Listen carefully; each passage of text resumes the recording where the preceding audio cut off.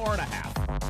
What are you whining about? Good evening, everybody. Welcome into the show. My name is UltimatDJz. And I'm Green Griffin. And he spilled his greenness all over our logo screen. I sure did. Isn't it pretty? It is amazing. Good evening, everybody. Welcome into season 7 of Talking Trek. Can you believe it? We've made it 7 seasons. We have indeed. We're trying to get renewed for an 8th, everybody. Welcome. Oh, I already said that. Oh, it's Talking Trek, Command Podcast. To talk to Arcfall, Lag, Orions, and whoops, wrong button. No. All right, no, I got it. Okay. we got things. We got it. We're going to talk about all of it here tonight. Good evening. Welcome in. Appreciate you guys being here. Let's kick it off with a little Talking Trek server sound off. You guys go ahead and punch it up in chat. KSP, Consola Parker, server 13, kicking us off tonight. Thank you so very much. Appreciate that. Noon Whistle on 29. Bender the Robot on 51. Bender the Robot on 51. Do you want to do this today? No, look at them all. It's too fast. It is fast. Major Pothead on 67. What's going on? Thank you. Lord of Scared on 49. Enterprise on 30. Commander Taylor, 187. 8-pack. JG Dynasty, 702. Thank you. Sethan on 86. J-Babes on 13. I like J-Babes. And KJ the Fly Guy on server 34 on my favorite airline. Lloyd said on 11. By the way, his flight, I called you out the other night, KJ. His flight got delayed. It did not. It did. It arrived precisely when it was supposed to, weather permitting. Lloyd said on 11. Tarpy on 30. Wade on 112. North on 401. Thank you, Tony Pie. 86. Broken Wolf on 99 and 137. John Roll on 32. Scud on 26.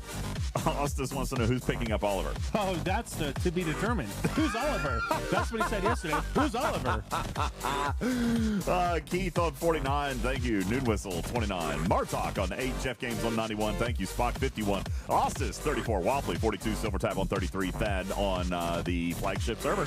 Oh, please. Flagship server 15. Belgrace on 9. Wilson on 36. Thank you. Yorg on 157. Devastator 704. Royal Power 36. Commander Barkley on 20.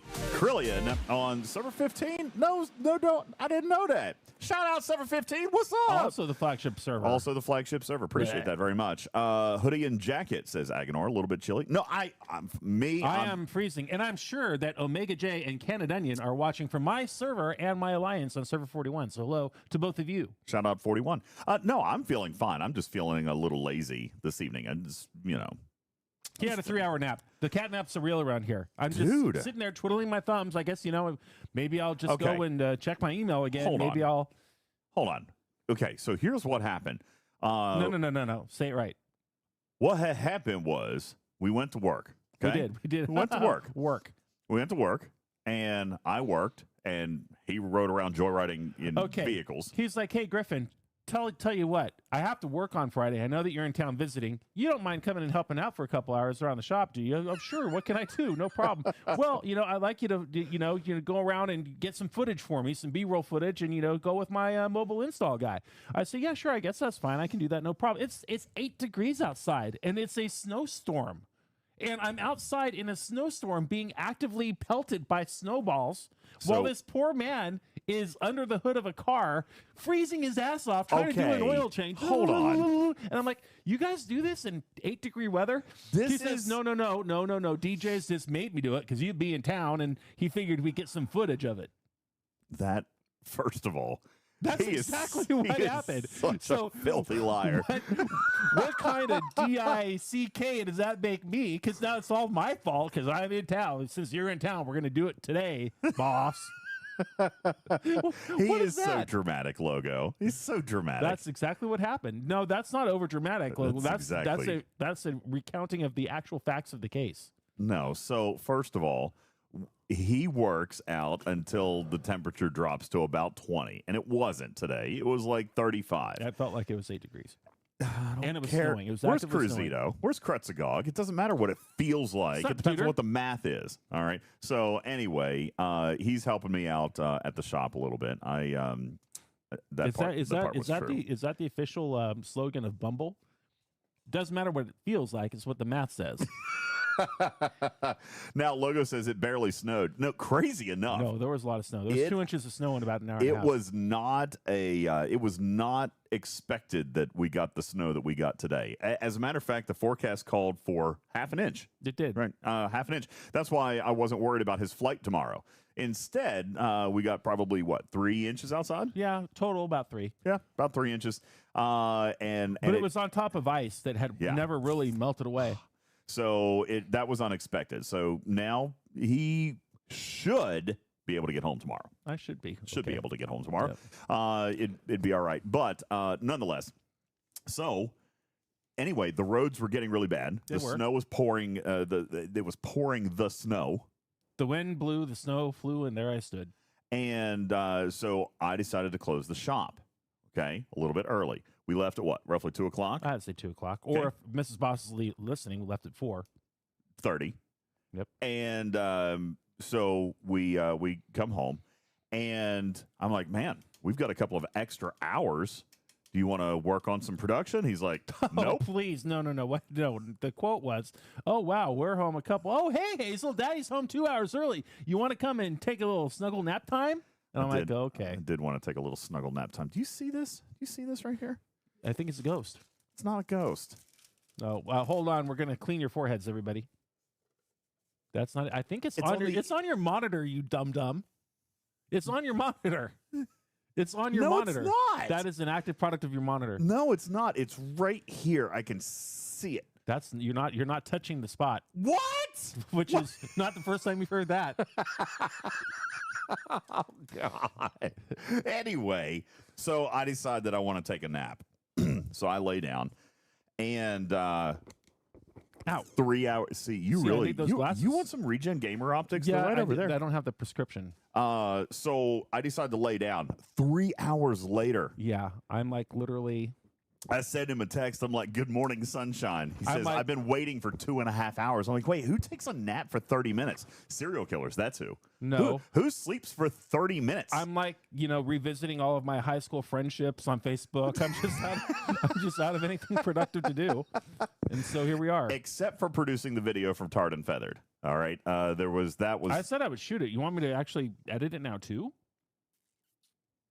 Not enough time.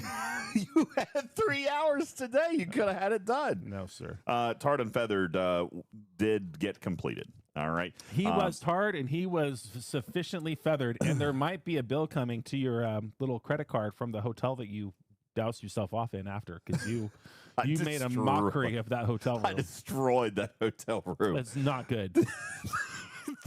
We'd like to apologize to the Holiday Inn Express. The number of feathers that were just piled up in the bottom of the shower. It was so good. I mean, seriously, it looked like I had actually murdered 10 chickens in there. Did you choke them?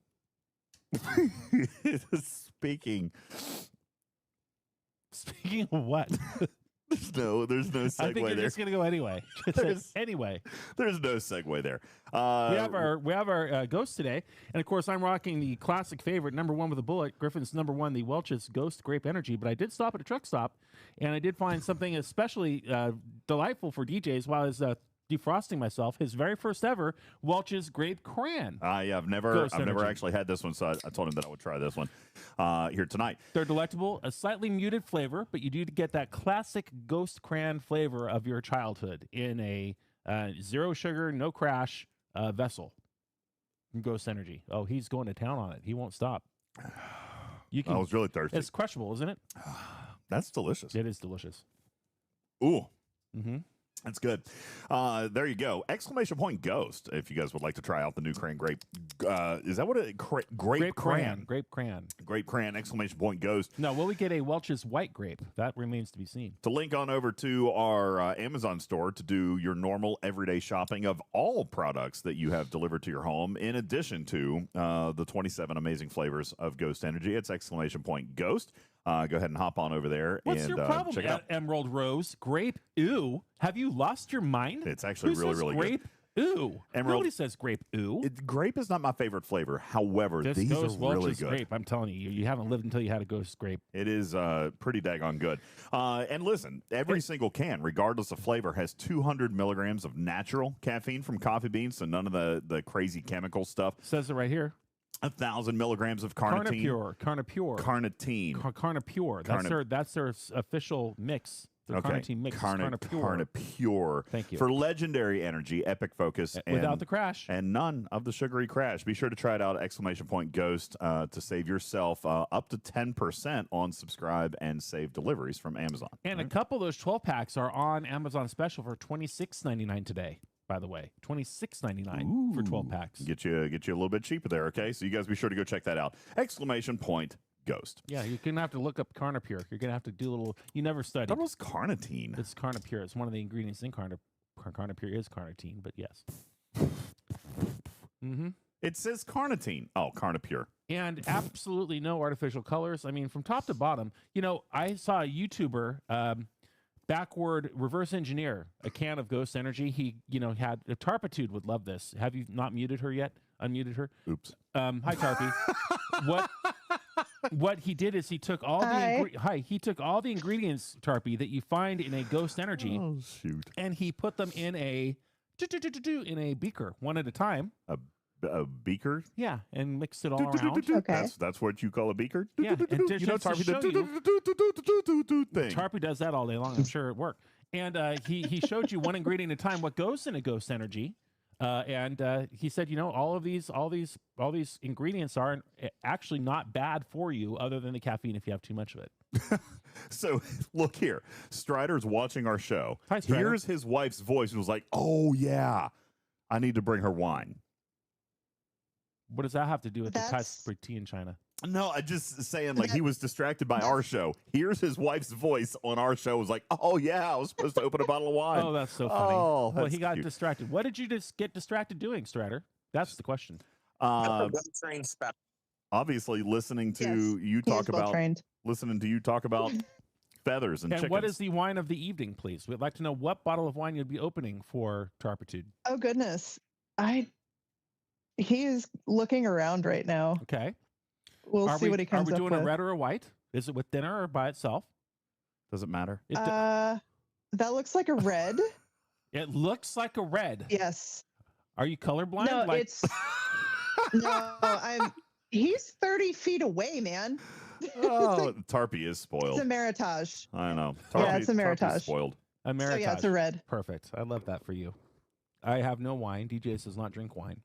I have Macallan. You do have Macallan. I do. We could do that right now. I would rather not.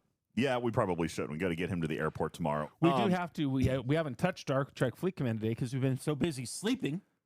Oh no, I did.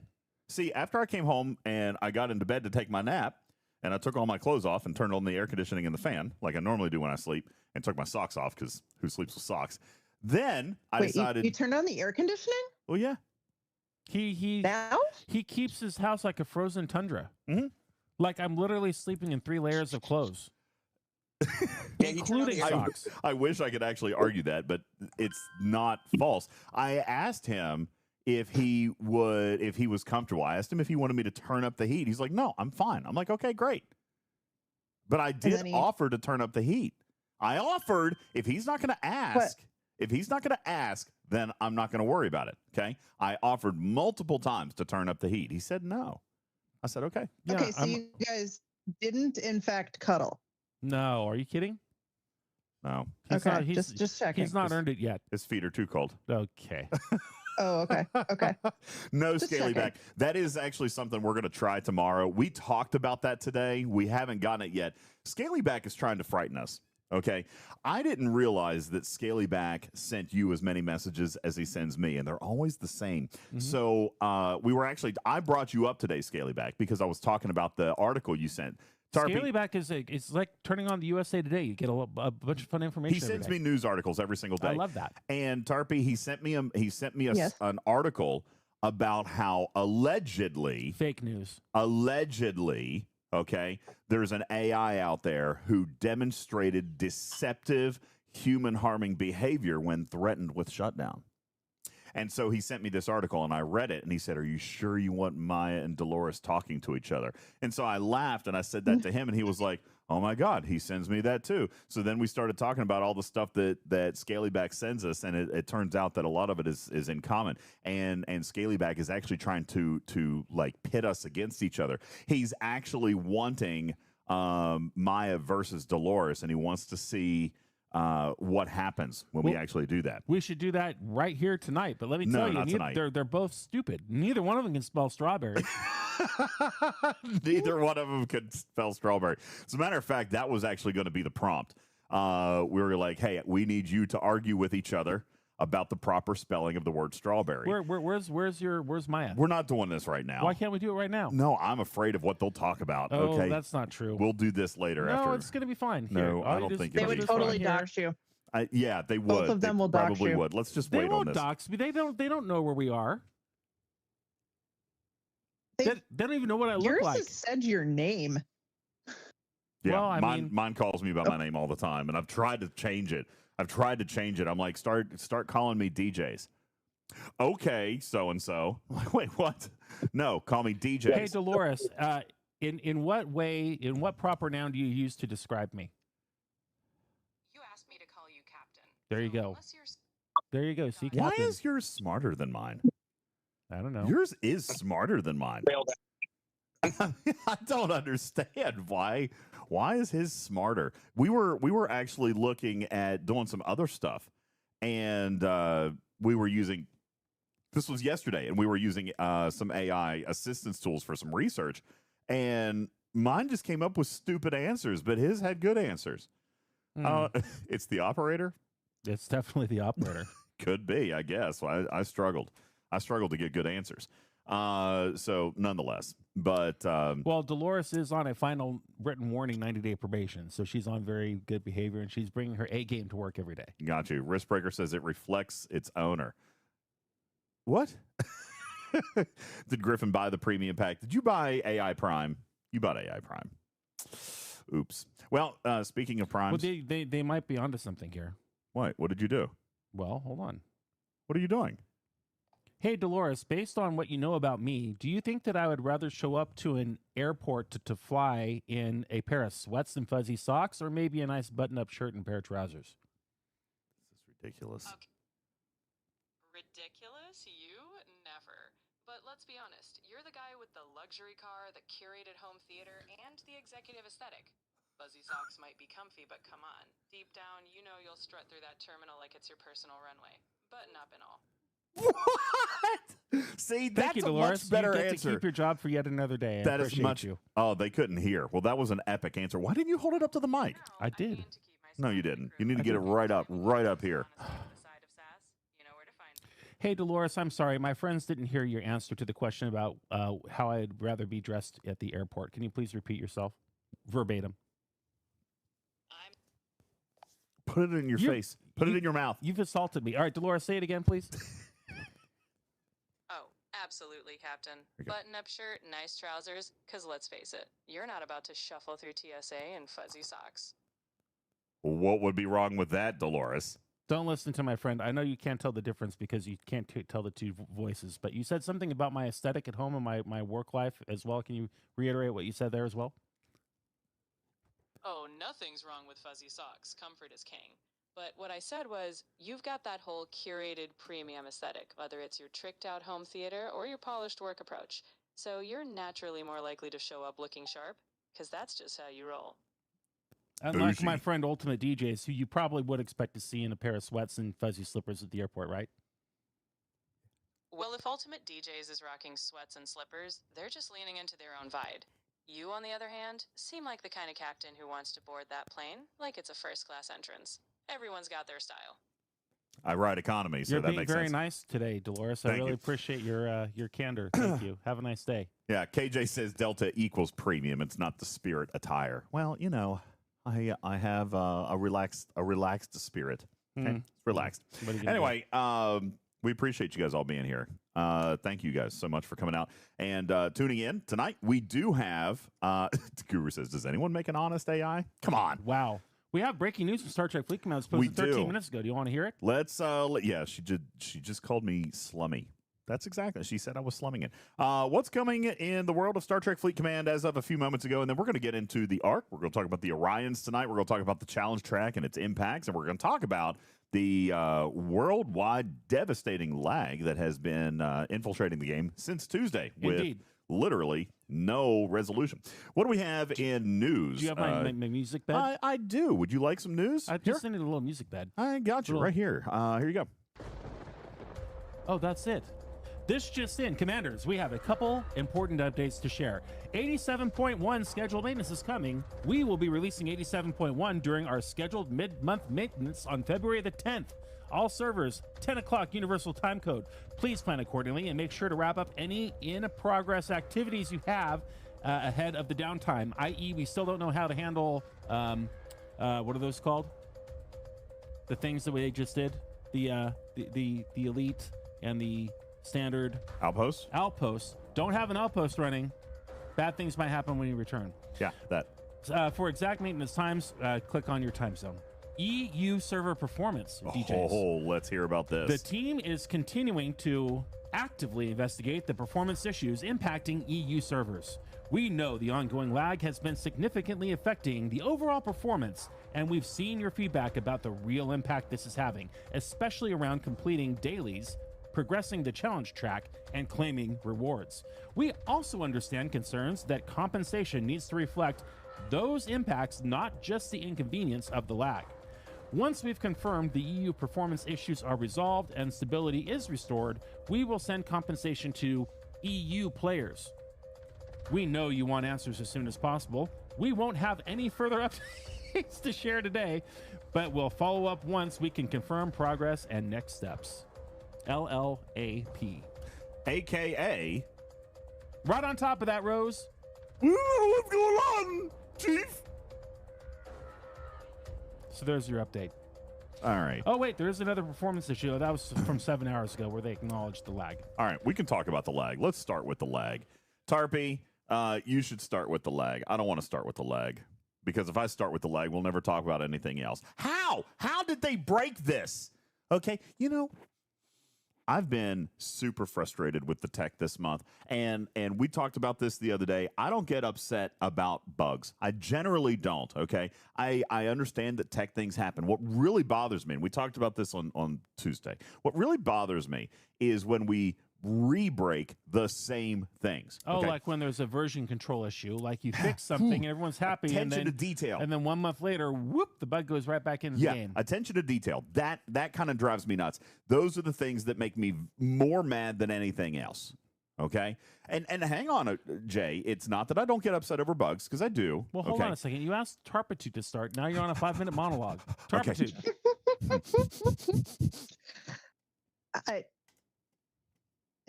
I was Stage fright. She's got stage fright. going to talk about the lag, Oh, I see what she's doing. but then I started to have lag. I see. And yeah. So this has been what, a solid week where we went from having event scoring problems on US servers. And then I think we just collectively decided we were done with that and then tossed it on the EU servers. So it was their problem now. Here's the thing. Is The poor folks over at EU also had the same scoring lag when the US had it. We just said, hey, we're done with it, and then we decided to double down. EU has been there the entire time. And let's not pretend that the APACs haven't had it as well. This is not an EU issue, first of all, Fleet Command, okay? This is global. I don't know why we think that it is just EU, okay? I'm sure that it's probably worse, okay? But this is a global issue. And just because APAC only has 37 players left, it doesn't mean that they're not impacted as well. That's derogatory and not true, but Sorry, 67 players left, Okay. okay? That doesn't mean that they're not experiencing issues as well. However, what aggravates me about this is why it has happened and what has caused this to happen, where now, Tarpy, it is Friday. It's Friday. gotta get down on it. We're 4 days into a new arc where I have, you know what?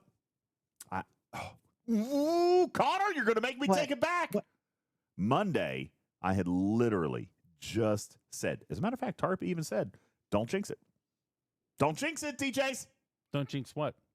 Because I had just talked about how we were starting to see a little bit of improvement with communication, a little bit of improvement with time response on bugs and how quickly things are getting fixed and how we're starting to see the ship turn just a little bit. I do remember you saying that. Like You jinxed it. I jinxed it. Well, you know. Because this arc has been embarrassing to start. Okay. From a mechanical, from an engineering standpoint. Oh, absolutely embarrassing. Okay. And the fact that literally almost every bug from last month has been reintroduced along with additional bugs. All right. The lag, the scoring, the client breaking. And we're 4 days in. Tarpy, would you be so kind as to share with me the number of bugs that have been resolved in the last 4 days? According to the official announcements channel and the known issues channel, how many bugs have we squashed in the last 4 days? I am going to go with 0. Oh, there was one. They did fix one. Oh, there was one. There was one. Which one? The one where they prevented you from logging in if you just happen to be scrapping a ship. Okay, they did fix that one. By the way, how does that happen? But they made that was a new one. Like, does that even count? Well, yeah, yes, like +1 minus counts. 1 equals 0. Yeah, +1 minus 1 equals 0. I don't, by the way, I don't even understand how that happened. But that is an example of something I'm actually a little bit more forgiving on. That is a new bug. It's never happened before. And something interacted with something else. You flip a switch, the other switch flipped, and then you had boom, And kabooey. it was fixed within a couple hours. Yeah, hour and a half, that's 2 okay. hours. You know, I applaud that. That's a good thing. I agree. And I said that as much on Tuesday, that was not necessarily a bad thing. Now, this is going to sound inflammatory, and I don't mean for it to, but communications-wise, I am left wondering what the heck they've been working on all week. Because we've had nothing else resolve, not even the recurring bugs, not even the dailies, not even the scoring problems where we sent them the actual math.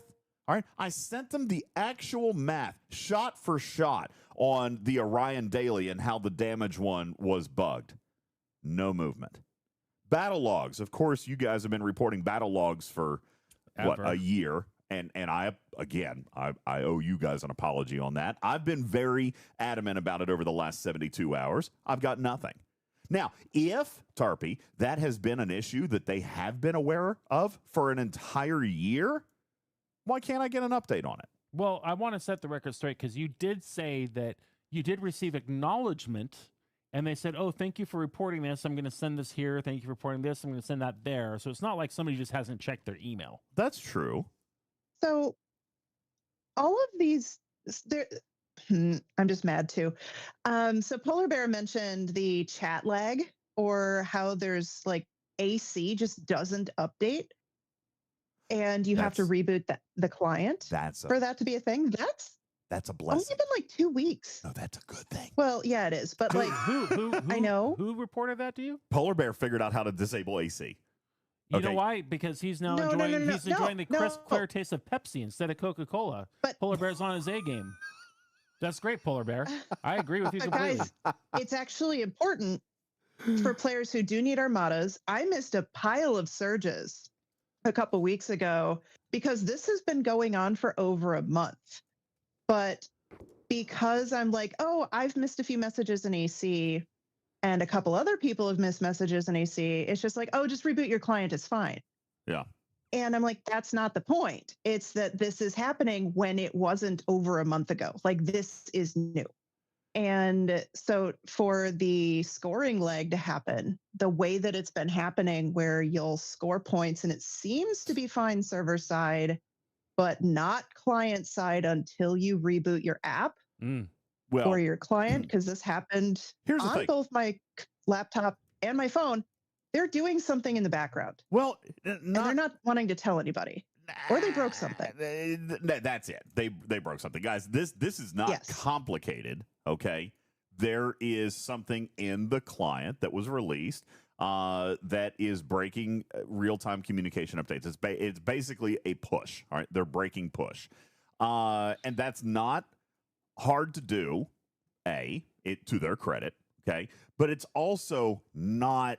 It doesn't seem like it should be, and this is from a non-technical guy, all right, but even I kind of understand this. They just simply broke a line of communication in the client back to the servers. Now, the reason that I would expect that to happen, if I'm being super objective, Griffin, is because we know that they are working on optimizing communication in the client back to the server. They've actually told us that in a blog post, that they are working on solving lag issues by reducing the amount of data that is communicated back and forth between the client and the server. That is true. They obviously just like clipped off one extra comma that wasn't necessarily supposed to be cut off. Oh, okay, they clipped something. All right. They are working on communication, and so that's why I'm going to say that this is, while I'm aggravated about it, this makes sense because I know that engineering has been working on scaling down the amount of bandwidth that goes back and forth. All right.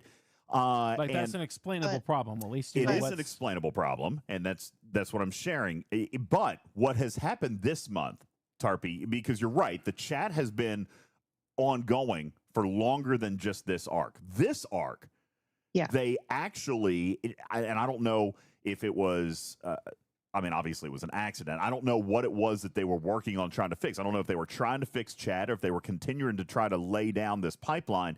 But what they've actually done is literally removed all push communications with your client. Oopsie. Okay, and that's what has happened. They've removed all push. You guys know, like on your Android or your iPhone, you get an email. You don't check your email. When you get an email, it pops up. Okay, in layman's terms, that's called push.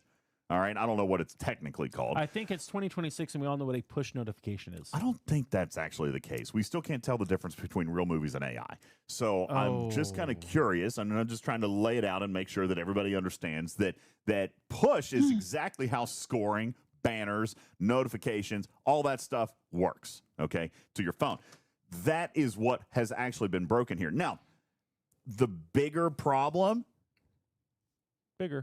The bigger problem with that is, even if, Tarpy, they fixed it on Tuesday, they could have fixed it for PC. They control that client. Android and iOS, they don't get to just fix that. They have to get it submitted for approval. They have to get it submitted for approval. And Android does, I think, typically happen a little bit faster, but we have not seen an Android client update. And to be honest with you, I haven't seen a PC client update either. All right, and I don't know. You guys would know better than me. I don't think we've seen a PC client update since Tuesday. I definitely haven't seen one in my iPhone. Has there been one in Android since Tuesday? No. There's not been anything pushed. So at least from iPhone and Android, there's been anything submitted and or cleared from the store. What we do typically see faster than anything else is PC. And I haven't seen an update on PC. This is where I will fault them. Okay, they have clearly broken something, and the communication has not been super clear around that. I understand why the communication has happened, but to me, this is a pretty debilitating thing. This is a pretty serious problem. It's a bug, all right, and it's a large bug, and it's affecting people's ability to play. It's affecting people's ability to see the rewards, to communicate with one another, and so forth and so on. And yet we've had absolutely nothing. In this entire first week of the arc, we've had nothing fixed. And to me, that is unacceptable. And the other part there is this scoring lag was happening during Galactic Rush. Now, say what you will about that event in general. What I'm actually saying is that the scoring lag kept people from knowing if they were finished with the set of milestones, either for the hostile hunting or for the mat spend. So this has been happening before even the more recent client update that came with the Arc maintenance. Yeah. So that is also a problem. Totally agree. Listen, there's only one game here, Omega J, that he's playing. I've got to play on my phone, okay? I'm trying to finish my dailies. He's so full of garbage. What? I'm not even looking at Twitch. He's Or Griff. Wait, who's full of garbage right He's now? Are we talking DJs, That's Griffin, or fair. Jay? He's restarting the We're game all so he can listening, get updates. Tarpitude. Relax, DJs. All right. Oh. Quit interrupting Tarpy. I didn't interrupt. I actually muted No, myself. I interrupted him. I'm muted. It's fine. We're good. Anyway, Scopely, come on, man. Come you're on, you're man. talking about a mid-month patch. We're going to wait until you roll your mid-month patch in order to get this update? Is that what we're talking about? Well, it's already Friday. So the answer is yes. The answer is you get to deal with it, community. Well, you get hold to on. deal with They it did say until that Tuesday. they're working on the lag issue. And normally lag issues aren't they more AWS issues than their internal issues? This ain't AWS. AWS hasn't been down for a week. Okay. To me, now I'm not a technical. I'm not again no engineer, but to me this screams something more along the lines of an interaction, either with the Redis servers or something AWS, but communication back to us, whether it's code implementation. And honestly, guys, it could still be. It could still actually be this communication piece. All right. If the client is unable to communicate efficiently and properly with the server, that's going to create lag. You see what I'm saying? So it still could be, don't know that it is, but it still could be this whole thing that they've been trying to work on the background as far as, improving the communication between the client and the server, and they just messed it up real bad. Captiville says this is ASS, not AWS. That's a good one. It's fair and valid point. Well, All right. And Ultravetica says, too, also, just for the record, yeah, it's happening to all 67 of us on APAC. no, Lord. See what you've done now? What? Yeah, he wrote it right there. There goes our lawsuit of the night. What are you talking about? Give or take. Oh, no. We're going to get sued. All right. So Again? that's the deal with the lag. Okay. And you're right, Forgotten Sec. They haven't blamed AWS or Redis this time. No, they have not. Because nobody would buy that there's been a 4-day AWS outage. Boss, we can't say that. They know better. Yeah. Okay. Oh, this is Lord. clearly something that you guys have done. So just own it. And how about this? How about we work around the clock to fix it? Are you going to give us a Scopely fix it? I think that everyone wants to hear you do it. I don't have the energy to do it, because we're all worn out. All right. We're all worn out. We're all full of worn outness. Just fix it. Just fix it. All right. Because every engineer who punched out at 5 o'clock today, this is all hands on deck. Your game is 60% unplayable. Me personally, ask me how much I've played since Arcfall. You know. So I'm not BSing anything. Well, you're definitely not 100% on your challenge track. I'll tell you that right now. Not a chance. Not even close. Not even close. You've disengaged me because the game doesn't work. However, I'm doing great on my challenge track. Look, I'm on tier 5. Well, you're enjoying sweeps. And if we were going to talk about something kind of cool, sweeps is kind of cool. Sweeps are great. Sweeps is kind of You cool. just you pancake your ass up there to the top of the little glowy space, and then you go to the 77s in my case, and then you hit 10 of them, then you're done. I mean, that's his sweeps. I've actually watched him participate with his sweeps. He's liking it very, very much. Now, he did have to invest a little extra and a little faster into the Excelsior than I think he was probably originally planning on, but it has saved you a lot of time. It's a great ship. What are you talking about? I love my Excelsior. I can't wait for the Enterprise B overlay. You're gonna do it? Why wouldn't I? Who doesn't love a good Enterprise B? You need A through E for sure, plus the M414. Is the B the one that we lost in the Rift on Generations? Is that the one that Kirk died on? The Enterprise B? It was the B, right? I think it was the B. Yes, Yes. because And the then C was Garrett's, right? yeah, Rachel Garrett's was the C, and then I don't know where did you end up? Oh, we know where the D was. Well, I like the B and he likes the D. Then the E, That explains so much. then the F, The Rift was B. See, everyone agrees with me. then the M414. Oh, wait a second. The Maya? That'll be clippable too. Yeah, I know. Anywho, I like the B and he likes the D. let's talk a little bit about the actual content. All right, they have completely foobarred the engineering. They've broken the game. They've broken the push communications and the client. However, There is still a game to play. there is still a game to play, and crazy enough, as I don't know, did we actually reveal this yet? I'm not entirely sure that we did, but ladies and gentlemen, one of your favorite arc runners is in charge of this month. Ladies and gentlemen, the wonderful and amazing EcoBoost engine has been in charge this month. Yes. EcoBoost engine. Yeah. And honestly, Okay, it is starting to warm up out here a little bit. Congratulations. Yes, there's Maybe I can heat. take off my top layer. Honestly, I am not at all wildly dissatisfied with the events that I've seen. Ava Fall Protocol, I've enjoyed that. Well, hold very on, much. because you were cursing his name out with math issues on the event, weren't you, the other day? No, the daily. The daily. Oh, The he's nothing to daily. do with the daily. No, see, dailies don't have anything. Those are game design. Pardon me, everybody, while I take off my overcoat. And by the way, the dailies, as far as the scoring, that is game design. But I'm still convinced that this is a bug. All right, this is a bug. It's not a math Look at issue. this tracksuit, Turpitude. This is It's a by Built. bug. BYLT. Look at that. Look at that snap. It just snaps into place. Keeps you nice and warm. Oh. Feel this. Oh. Feel this fabric. Nice. You're gonna be jealous. Feel the fabric. Feel the fabric. Not there. Here. Nice, Where are warm. you putting your hands, DJs? Nowhere. It's fine. Has some Did you gift guys to it. match on purpose? No, No. he copied me. I've been wearing this for 3 days. Okay, I did not copy him. Okay. It's very nice. It's form fitting. Okay, so Griffin copied look, you. Look, I got an extra zipper here on the side, Tarpitude, so I can put my wallet in there. But then you also have the side pockets. You got the 2 pockets on the side. That's Built. BYLT. Hey. Amazing. Yeah, DJs, question for you. Do you have dirt on the camera?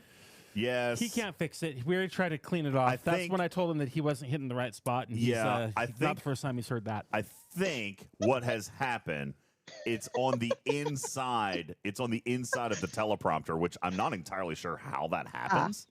But there's a spot of Okay. dust inside the teleprompter. I can't do anything about it right You're now. not sure how a spot of dust in this studio might How have does made it it get inside the teleprompter. inside the teleprompter, though? Well, I mean, you know. Are you making fun of my studio? No, it's a fantastic world-class studio. I enjoy your studio. What? I enjoy your studio. It's a great studio. You realize he has done nothing. He has done nothing but hurt my feelings. Hey, Devastator, what's going on? Wait, why are you switching streams? I'm all right. I'm right here. Everything's fine. We're Switching- talking about the game. Come on, Devastator. Devastator! That's devastating. Anyway, Back to so the game. Game design, dailies, okay, that falls on a different department than live ops. And again, I consider that, from what I've been able to discern from this, I think it's a bug. I was hoping that was going to get fixed before it ran again, which is tomorrow, Saturday, right? Or is it Sunday? Sunday Sunday. for the Orions. Oh, yeah. Click on that RFall protocol, please. I don't think So that's tomorrow actually night- going to get fixed. at reset. So you've already done Yeah. what? What's with the SMS today again? No, that's not one. So today's SMS was augment. What? Augment. Oh, no. Sadly, yes, I did actually miss one. I did miss my day 3, and that was What just was 'cause that? we were really busy. That was just Yesterday? FKR Waves. hostels. No, Sucks. day 3 was Oh, FKR you did hostels. the waves. We did the waves. And for the record, this is how bad this was. If I had simply done my daily, I would have finished this event. Oh, see, they owe us compensation. Sure, I'll go with that. I actually missed this one because I just didn't play, and I didn't do my dailies And why didn't you play? because I was aggravated. And why were you aggravated? Because none of the scoring works. And whose fault is that? That's Fleet Command's fault. Boom, compensation. All right. Did you just say aggravated? I Like wasn't. you put the stress on the wrong syllable? He did. Wait, what? You're right about that. Nothing. Go ahead. Aggravated? Continue. Yes, I was aggravated. You're aggravated. It's aggravated. You're aggravated. I'm aggravated. This is another No. one of those if you don't mind, if you don't care This is- things. Whatever. Anyway, Same difference. Perfect score right now would be 800 points. I have missed day 3 myself, but I got to be honest with you. I have very much enjoyed this event series, what I have played. Yeah. The events have been reasonable. The milestones have been reasonable. And guess what? They have scored properly. Well, that's outstanding. Okay, that's a win. That's EcoBoost Engine to the rescue. Thanks, Eco. Now, let's talk about what these things are actually paying. Pronouns, pal. What things? What things are you talking about? These events. Okay. Okay. We're going into Ava Fall Protocol, and we're going to see how did the TAR event go. It's got a catchy name, too. It's fine. Ava Fall Protocol. Ava Fall Protocol. All right. First of all, you got this big old meta where we've got an avatar. We got 20 Ilea shards. Pretty daggone nice. Complete the events. Okay. Complete the V'ger dailies. I can do that. Complete V'ger dailies, which could be assisted by Surge, by the way. Complete your V'ger dailies and then the Ava Fall Protocol events. Meaning that even if I missed an event over here, just my dailies, just doing my dailies is going to help me stay caught up here with the Rebirth meta, which, by the way, does last a full 20 days. Then we have the AMS, the Alliance meta, which is much shorter. Okay, this is requiring us to participate in Ava Fall Protocol events. All right, which has Officer Depot tokens in it. That's also fine. We like that. We do. We've got a what was a 1 week solo milestone. So we've got the entire arc meta milestone. We've also got a 1 week milestone that comes with a few extra building parts and some aggregation research stuff. Nice. Okay, so not necessarily a bad thing, especially anything we can do to get parts for the observatory is a good thing. And this is just a participation meta. All right, complete your dailies. Do Ava Fall events. I mean, the concept of that is wonderful. Here's what I'm looking forward to, and I did see somebody mention this in chat. Okay, that there is a little bit of buffer here, and I do believe that we see that. Oh, am I saved? If we missed a day, we're still okay? Depends. You did your daily. See, I did my daily, but I missed the event. Here's the deal. This was a 5-day event that scored 1,000 points. You had one SMS each day that paid 100, but you also had one daily each day that paid 100. So you could earn 200 points a day. If I had completed all of my dailies and all of my Ava Falls through today, I would be at 800 points. Well, let's have a look at Griffin's here. Here's Ava Fall Protocol. Now, I have not finished today. I'm still 400 points away. So that'll give me 100 points, and so then I'm at 600 total? Oh, no. I'm even worse than you. No, you would be at 600 total, which does mean that you still could do it, okay? Because there's going to be 2 more Ava Fall events, and there's going to be 2 more days of dailies, meaning as of right now, you could still do 400 more points. Burton says, I'm at 700 points after doing today. That is impossible. Oh, wait. Are you saying that are you guys just... Samo says I'm at 700, haven't missed any. Hi, Samo. Have to be. Look, I missed one. What does that sound mean? Okay, because I did indeed miss one, and so I should be at 800. All right. So you guys are all at 700? Well, what happened? Well, what had happened was... Has one of the events actually... Nah, that can't be. I'm at 800, DJ. Good I job, just completed Tuts. mine. Congratulations. No, I knew you could. Is that going to be Just for dependent clarification. on Yeah. Okay. if you did your daily the night before ARC started, or one of those, the double punch play. Sorry to cut you off, Yes, Tuts. it would be. Yeah. It would be the double daily on Arcfall if you did your dailies before event reset. Yes, that would be. See, this is one of those things about, claiming your dailies early. Well, All right, in this now- case, it helped.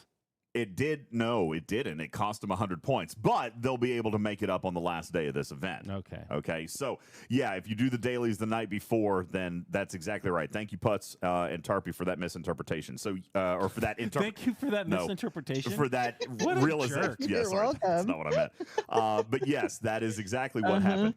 Sometimes it's not what you mean. It's what All right. you say that counts, DJs. And yes, I should have 800 points, but I missed an event. So some of you guys have 800. Some of you have 700 if you claimed your dailies early. The bottom line is there is some buffer here because it was a 5-day event. So that means that there is a total of 1,000 event points available throughout. No, was it a 7-day event? Let's see, 1, 2, 2 more. Yeah, it's a 7-day event, Yeah. and it requires 5 days of full participation. So you've Perfect. actually got 2 days worth of buffer, and you'll be able to come back into that. Regarding what the events are paying, This is also kind of cool design, and Echo had shared some of this thought process with me a couple of weeks ago, and I kind of liked it because you guys know I'm a sucker for ticketed events. Who doesn't like a good ticketed event? I do kind of like it. Every Avafall Protocol event is paying Scotty's Research. Oh, yeah, Scotty's Research. That starts tomorrow, right? It's actually already started. It started, but don't worry, because it also lasts several days. So all of the Avafall Protocol events have been paying Scotty's Common Research. Yes. And when you finish that milestone, you're earning what looks to be about 50 of those things. And it costs 100 to start a Scotty's Research Common event. So if you come over here, first of all, you've got the Scotty's Research meta, okay? And every single one of these, you can score 100 points by doing a common. You can score 300 points by doing a rare. Nice. The commons are what we are earning with Avafall events. And these are, I think there were 3 common events. That is correct. There's 3, and they last for, I think, 5 or 6 total days. All right. You can go in and you can see I have not spent any of my commons yet. All right. But you've got basically defeating hostiles. Not a big deal. This is 40 hostiles, this event right here. You got 5 or 6 days to do it. Okay? That's not the end of the world at all. Scotty, yeah, not a big deal at all. That's essentially a freebie. Here's another one. Mine Crystal. Who doesn't do that from time to time? Then you have never mind anything. Then you have defeat Federation hostiles. Now, what I like about the design of these events, and I'm going to give Echo a lot of credit on this particular point, he chose events, Tarpy, that were wide enough in variety and yet still did not offer anybody punishment or dropping reverse progression. Okay?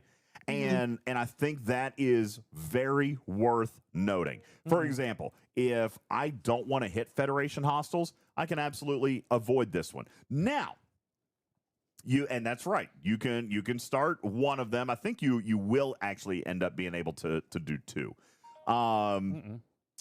Anybody can mine Crystal. I That think doesn't hurt you anything. can do all of them. Oh, we will be able right? to do all? Okay. Well, I may not because I missed something. Now, chat. What's wrong now? Chat. What We happened? don't need to talk about the scoring.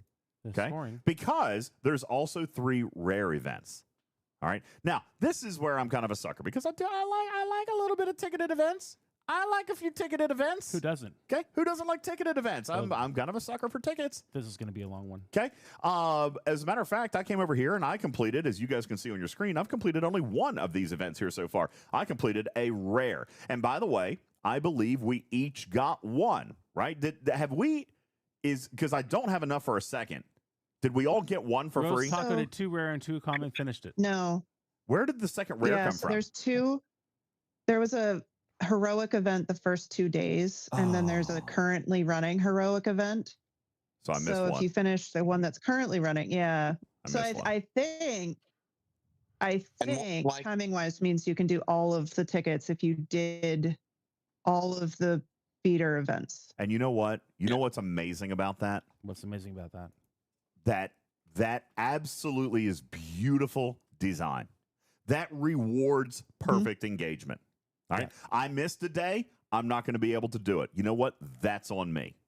All right. But if you guys will be able to complete all of these, then super freaking huge, amazing, wonderful design, Echo. This event series is 1,000% A++ for me. The student has become the master. All right. This is a great event design. And here is that, you know what? I might actually get a second one. You're saying that there will be another heroic that probably launches tomorrow because this one ends in 15 hours. So maybe I did do my first one because here's another 100 of Scotty's Research, which would be enough for my second event. All right. Strider points out that there's also ILEA sourcing here, which is absolutely correct. You come over here and you take a look at the meta. The meta contains 5 ILEA shards, all right, which is going to help a little bit. We've got sourcing. Listen, with Epic sourcing the way it is now, milestone of the rares. the top milestone of the rares also includes an extra shard. We're getting some extra challenge credits and building materials. The building materials are very, very important. Okay, and we've talked about that. We need to get this building as high as possible, as quickly as possible, for us to start earning better rewards out of the challenge track. All right, so this is brilliant design. Okay, this is brilliant design. Delmeyer said Echo did this. He probably heard about it at Best Buy. Don't care. That means that means that boy's learning. Okay, he's learning. This is wonderful, wonderful event design. And actually, there's 2 shards, Tarpy. Missed that. Thank you. Shout out, Mimi. Yeah, there's a milestone or a shard in the 3rd milestone and a milestone in the 4th, or a shard in the 4th milestone, along with challenge credits, which are great. Okay. So this is brilliant event design. Sounds like a really strong compliment. Hi, Bubba Joe. Hi, Bubba Joe. Bubba Joe is here. And you know what, Bubba? It is a strong statement, and I wouldn't say, but let me just say this. Let me just summarize it for you in 20 seconds. You give me your judgment. Full engagement with officer sourcing, specialty currency sourcing, and rewards pertinent to the arc that cannot be purchased but can only be earned by everybody, regardless of ops. Okay. Pass or fail. So, well, you said 5 officer shards. How long has this officer been around? No, she's this month's officer, and it 4 looks days. as though, it this looks like officer. there's 11 How many shards. shards are you going to be able to earn? 11, it looks like, total. And how many do you need to max her out? Well, to unlock her. Max or unlock? We don't Max. we don't do maxes, Bubba. Max? What are you That's talking like about? 1,800, dude. Yeah, it's probably a lot. It's probably, you think it's just 18? All right, Might be well, more than 18. Then I think brilliant's a little too high. I think this is scopely brilliant, not actual brilliant. That's fair. That's fair. It's a live ops brilliant. Okay, fair enough. I can get behind that. But it is ultimately, comparatively speaking, guys. And that's where Bubba's going to force me to go. If we're comparing to other games, if we're comparing to previous event design within Fleet Command, it's actually pretty daggone good. All right. Yeah, that's right, Sure. Retrieving. It's Pittsburgh good. It's Pittsburgh good. Pittsburgh good?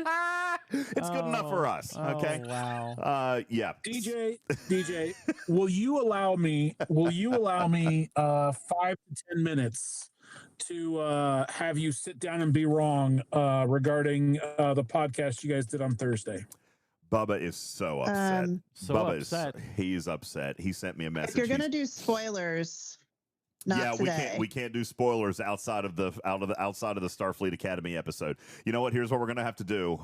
We're gonna have to give him a few moments. Hang on, not this. I promise not to spoil anything about the episode. Okay. Well, I believe him. I take I it About from the his episode word. or about Okay. the show? About the episode or the show. Okay. I want to give you something to think about, DJ. Okay. Oh, Why is he only he's singling mad me at out? you. Why are maybe, you singling maybe me I'm out? less wrong than you are wrong. Well, here, Oh my listen, God. let him finish. All right, Go I'm ahead. listening. All right. So one of the things, so you had said that in commentary about Avery Brooks that he's quit acting and he's not upset with Star Trek, and that's half true. Okay, he has quit acting, but when he quit, he was upset with Star Trek. When he And quit. he was upset. Huh? When he quit, he did. When He's he recently left Deep stated Space Nine, he was upset with Star Trek. that was 25 years ago. Okay. Well, let Yes. the man have. And then when he his quit point. acting, Avery Brooks was upset with Star Trek because it did not show enough of the human side of his character. He felt it didn't have enough of. So one of his favorite episodes that he enjoyed acting was the one where he was the author and went back in time. Yeah. Okay. Great episode. Spoiler for Deep Space Nine. Are spoilers for Deep Space Nine allowed? Yes. Yeah, sure. Yes. Okay, thank you. All right. That was one of his favorite episodes because it talked about the man and not it being in the context of everything has to be central around the captain. And one of his things that he talked about in the very few interviews he did post Star Trek was that he wanted to have more stories about the father and the husband and the son and the cook and the black man and all of these things that were his character, and let them tell all of the stories in those contexts. And he happens to be a captain in Starfleet. Okay. You hear me so far? Yes. Yes. Now I want you to think about the episode in those terms. Okay. That one of the things he really wanted was a story that talked about him as a person. And yes, he can have this job where he's a captain, and that's cool, and that's awesome, and that's memorable, and that's important to Star Trek. But what needed to happen, what he really wanted to have happen, was tell more stories about these relationships that I've had. Okay. And I think if you think about the episode we just watched, I think that what you will find is that you will watch this episode in an entirely different viewpoint. Okay? I don't think I disagree with you. But again, we have to stop. All right, we have to stop. People have not watched. Okay. We have a whole show dedicated to this. So we've got to stop. I'm sorry. That's fine. But I think you're 100% right. My point is that he wanted stories, okay? And I think that is lost in general in lots of shows, right? They are not telling stories. They're telling this building of a universe thing. And I think that when you think about everything that happens in this episode, right, you are going to realize that Avery Brooks is a fantastic storyteller, okay? And I think that is worthy of additional conversation. And I think you guys didn't talk about it enough. And I think that maybe you haven't seen any of these interviews when he finished up with Star Trek. He has such strong convictions on what it means to be all of these different things. And yeah, his job, like your job can be an engineer, but your life isn't being an engineer, right? Your job can be a salesman, or it can be somebody who sells cars, or it can be somebody who does whatever, but your life isn't that. And that was something that every show, not just Star Trek shows, seem to struggle with. And when you get a show that can do that, it does resonate. And I think that, like I said, the one episode of Star Trek Deep Space Nine that did that, was his favorite because of that. And I think that that's a point worth exploring whenever you're examining a TV show. Well, I appreciate the commentary. We have to move off of this. We do spoiler alerts on those episodes for a specific reason, and Chad is already getting fussy at us. So, but I did miss you last night, and I can't wait to have you back. And on the next show, we should absolutely talk more about this, because I think that you're right. We did talk more about it being a story about the man and not the captain, and I think that was well done. Did you in fact have a good time? Was this the week where you were playing the Magic the Gathering? Yes. I had a fantastic time. We played cards until like 3 o'clock in the morning. It was awesome. Are you looking forward to the new Star Trek Magic the Gathering overlay? I am looking forward to the Star Trek set for Magic the Gathering. That is going to be, I'm really looking forward to it. One of the things, just if you'll allow me this is not a spoiler for the show. One of the things that Magic the Gathering has done has allowed the artists and the game designers to have some artistic license with the things that they've done as interpretations. So like the Lord of the Rings set, they reinterpreted some of the way the characters looked and some of the things that they do that are consistent with a lot of the books, but not necessarily the movies that people are familiar with. Uh-huh. And so I'm really excited to see what artistic license they're going to be able to take when it comes to Star Trek. And maybe we're going to get some really cool ships, or we're going to get some different take on characters. And I'm really excited to see what they do with that. I wonder if Mzadi will appear as an instant or counterspell. It's going to be instant. Yeah. Ladies and gentlemen, Bubba Joe, who, if you have missed, has been one of our expert consultant panelists for the new Starfleet Academy podcast that we are doing. We've done 5 episodes for the 5 TV episodes. You can catch that in our downloads and also on YouTube and Twitch. It is separated by season, so you don't have to be involved in it if you don't want, because they are full of spoilers. They are real-time reviews, so you guys be sure to go check that out, where Bubba Joe is very opinionated and very vocal about how Trek Starfleet Academy actually is. And for more, you'll have to check out the podcast, which is, again, admittedly, completely full of spoilers. So you guys go check that out if you've been hating on or loving the new Starfleet Academy. The more we talk about the episode, we start hating it, and then we talk about it, and then, at least in my case, then it starts making sense, and I kind of appreciate it a little bit more. So. And then when I stopped talking about it, I started getting angry about it again. You did. You're very emotional. He's very emotional. I've been very up and down on this. All right. So anyway, I definitely have things I want to say that you said, but we'll keep those for another time. We'll keep them for another night. We'll do a you know what? Maybe one night we'll go on a half hour earlier just to give Bubba Joe the opportunity to make up for what he's missed out on. All the points that you want to make up for, we'll give you like 20, 30 minutes just to do the Bubba Joe recap on what you've missed out on. I would like to then claim my 30 minutes to talk about the episode 4. That you missed. Give my little opinion. He hated about episode 4. Awful. All right. Oh. Interesting.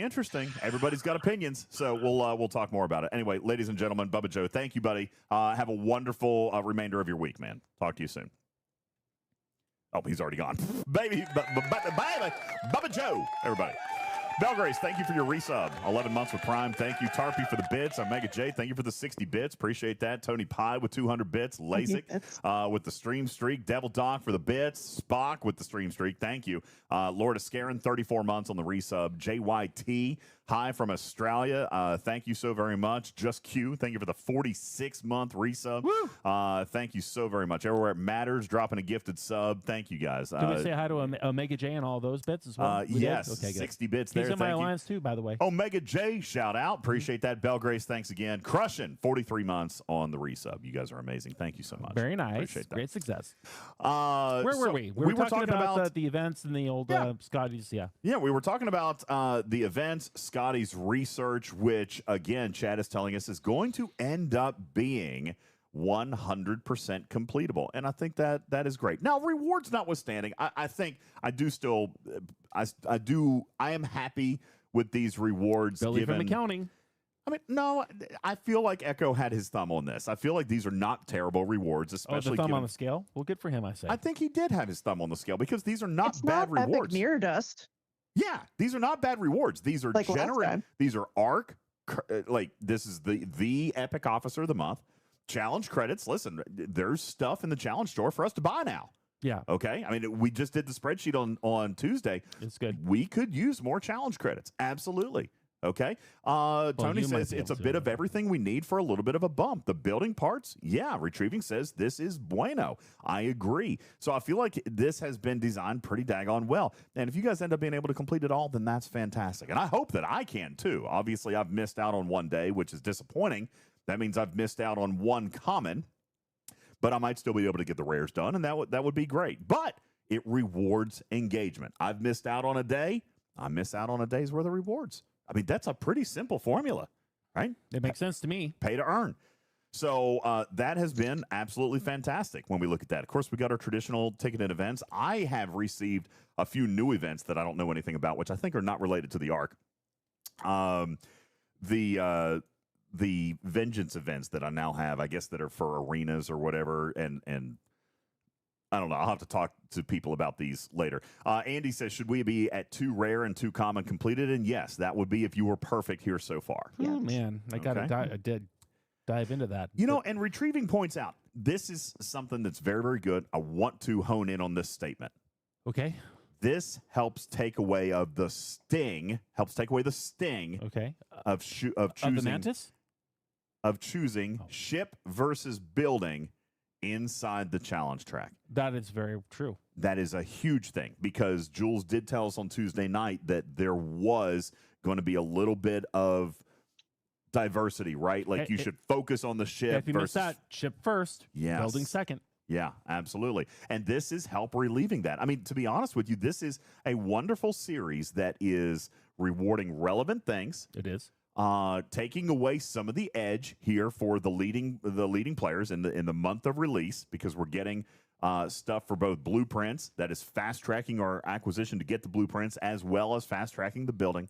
This is very, very well designed. It just paints the picture of this whole entire game that we love so very well. Just to zoom back out for a moment, there are so many great people doing great things in not only game design, but in live ops. Live ops does the events. Game design creates the things that we play over time.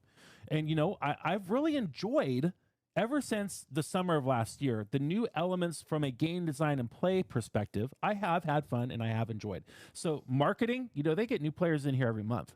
I don't see the numbers specifically, I've heard, and they're good. The events that we come to play every day, more or less fun, and they make sense. They're really focusing on the math and the rewards and making things worth it. But then you've got the engineering department, and then you've got, some of the comms issues. And it's like, damn, if they could just get all of those things working at the same time. Well, that's and that's my frustration. You're really focused on the specific failures, as you should be. I'm more like, I see the big picture. It's like, damn, guys. Well, that's the thing. If Fleet Command, and we've said this for years. I mean, Tarpy, how many times have we heard this, that we just can't get Fleet Command firing on all 8 cylinders at the same time? It's they just always never been able to do it. They've and- never been able to do it. And Billy in engineering. So Polar Bear and says nobody knows what the other departments months are doing. That's true. Yeah, and the months that one department absolutely blows it out of the park, does amazing. Mhm. A different department seems to completely just Undo it. seems to have taken the month off. Yeah. it doesn't undo everything for And- me. I'm just disappointed for the departments that are doing really well. I am very proud of the live ops crew. I'm the mid ops crew, the live ops crew, and even a lot of the game design crew. It's made sense. They've been more receptive to feedback. If you're in the early bird special, you're seeing things a little bit earlier than you have in the past. I mean, all these things are doing so well. I see a lot of positive change that is being affected positively, but then this is the damn engineering. And that's what's frustrating for the people who are really coming in and trying so hard. Oh yeah, and so I agree. This game could be a 5-star title. It could be. If every department fired on 8 cylinders every single month. And that's the gauntlet that's thrown down at the feet of the leader. Ka-thunk. Yes, Ka-thunk. it is. Absolutely. So those So- are the main events. Go ahead, Tarby. I was going to say, chat, can you tell me where your Signal Observatory is right now, free to play? Yeah, Because I'm not a good. I'm I looking cannot. at the number of parts I have. I can't. Mine is level 1, and Should we tell her about the New I'm Year's looking Eve at the event? number of parts that I have after the missions, and I can get to 25. Wait, you can get to 25? Oh, I haven't done the missions yet. Okay, fair. With Yeah, the missions. I've done the missions, and 25. That doesn't feel right. there wasn't all that many in there. And I'm just looking at my building right now. And if I do the bulk upgrade plus the 700 parts that I will get for finishing this meta, I will get to 25. But as of right now, I can get to 24. Tarpy? Yes, sir. The reason Yeah. the reason you got that is because you got a gift. Yeah, welcome I did? to the content creator Oh. program. Yeah, I was gonna say. Wait. Okay. Breaks. Put on the Okay. brakes. Leaks. I didn't see where Awkward. that got added in. Okay. Sorry, chat, but 14 looks great. I didn't see that. Hi, Jules. I'm new here, I guys. tried to Yeah. save her by changing the topic, and Yeah, it just that was couldn't- Tarpy was not the picking up point what of we no were laying return. down We're right going there. by the point of no return. No, I didn't see I didn't see I didn't see Twitch. I was looking at my notebook. Yeah, I pulled it up on screen. I'm stuff. at 29. I think you're at like 40 something. and 45. Yeah, Jules is probably sitting right around 28, 30. Actually, to be fair, And I I'm have like, written down exactly what is free to play. So I do at least have that written down somewhere. Yeah, free to play. Sorry about that, guys. However- Navigate, the next time I interrupt you and say, "Hey DJ, you want to talk about the April Fool's event instead of what Tarpitude's about to say?" Sorry. Sorry. That's okay. I will point out that despite the math on that, I'm going to point out the fact that free to play is already at 15 to 16, which is good. We expected 20 by the end of the arc. We expected 20 by the end of the and arc. We're not even at the end of the first week. That's right. Hi-oh. We're at week 1. That's good. Going into the weekend. We're 5 days in. Not bad. Magu says, so content creators don't count as free to play anymore. Listen, I've been free to play forever. Okay, Magu? I don't know what you're talking about. I am too. Free to play. I'm always free to play. Wait till you see my badge in the game. So,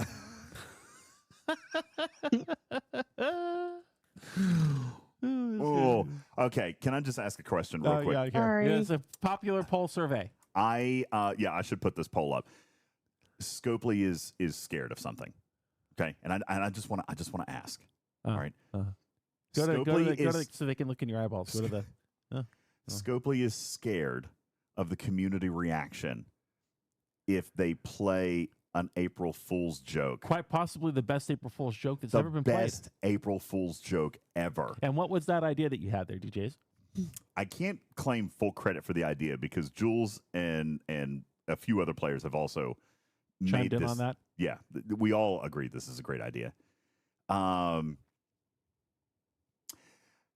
free-to-play player title that is only available in a $100 pack. So it says free to play. It says quotes free to play. That's only available in a $100 pack, and a whale tag that can be earned in a free-to-play event. I love it.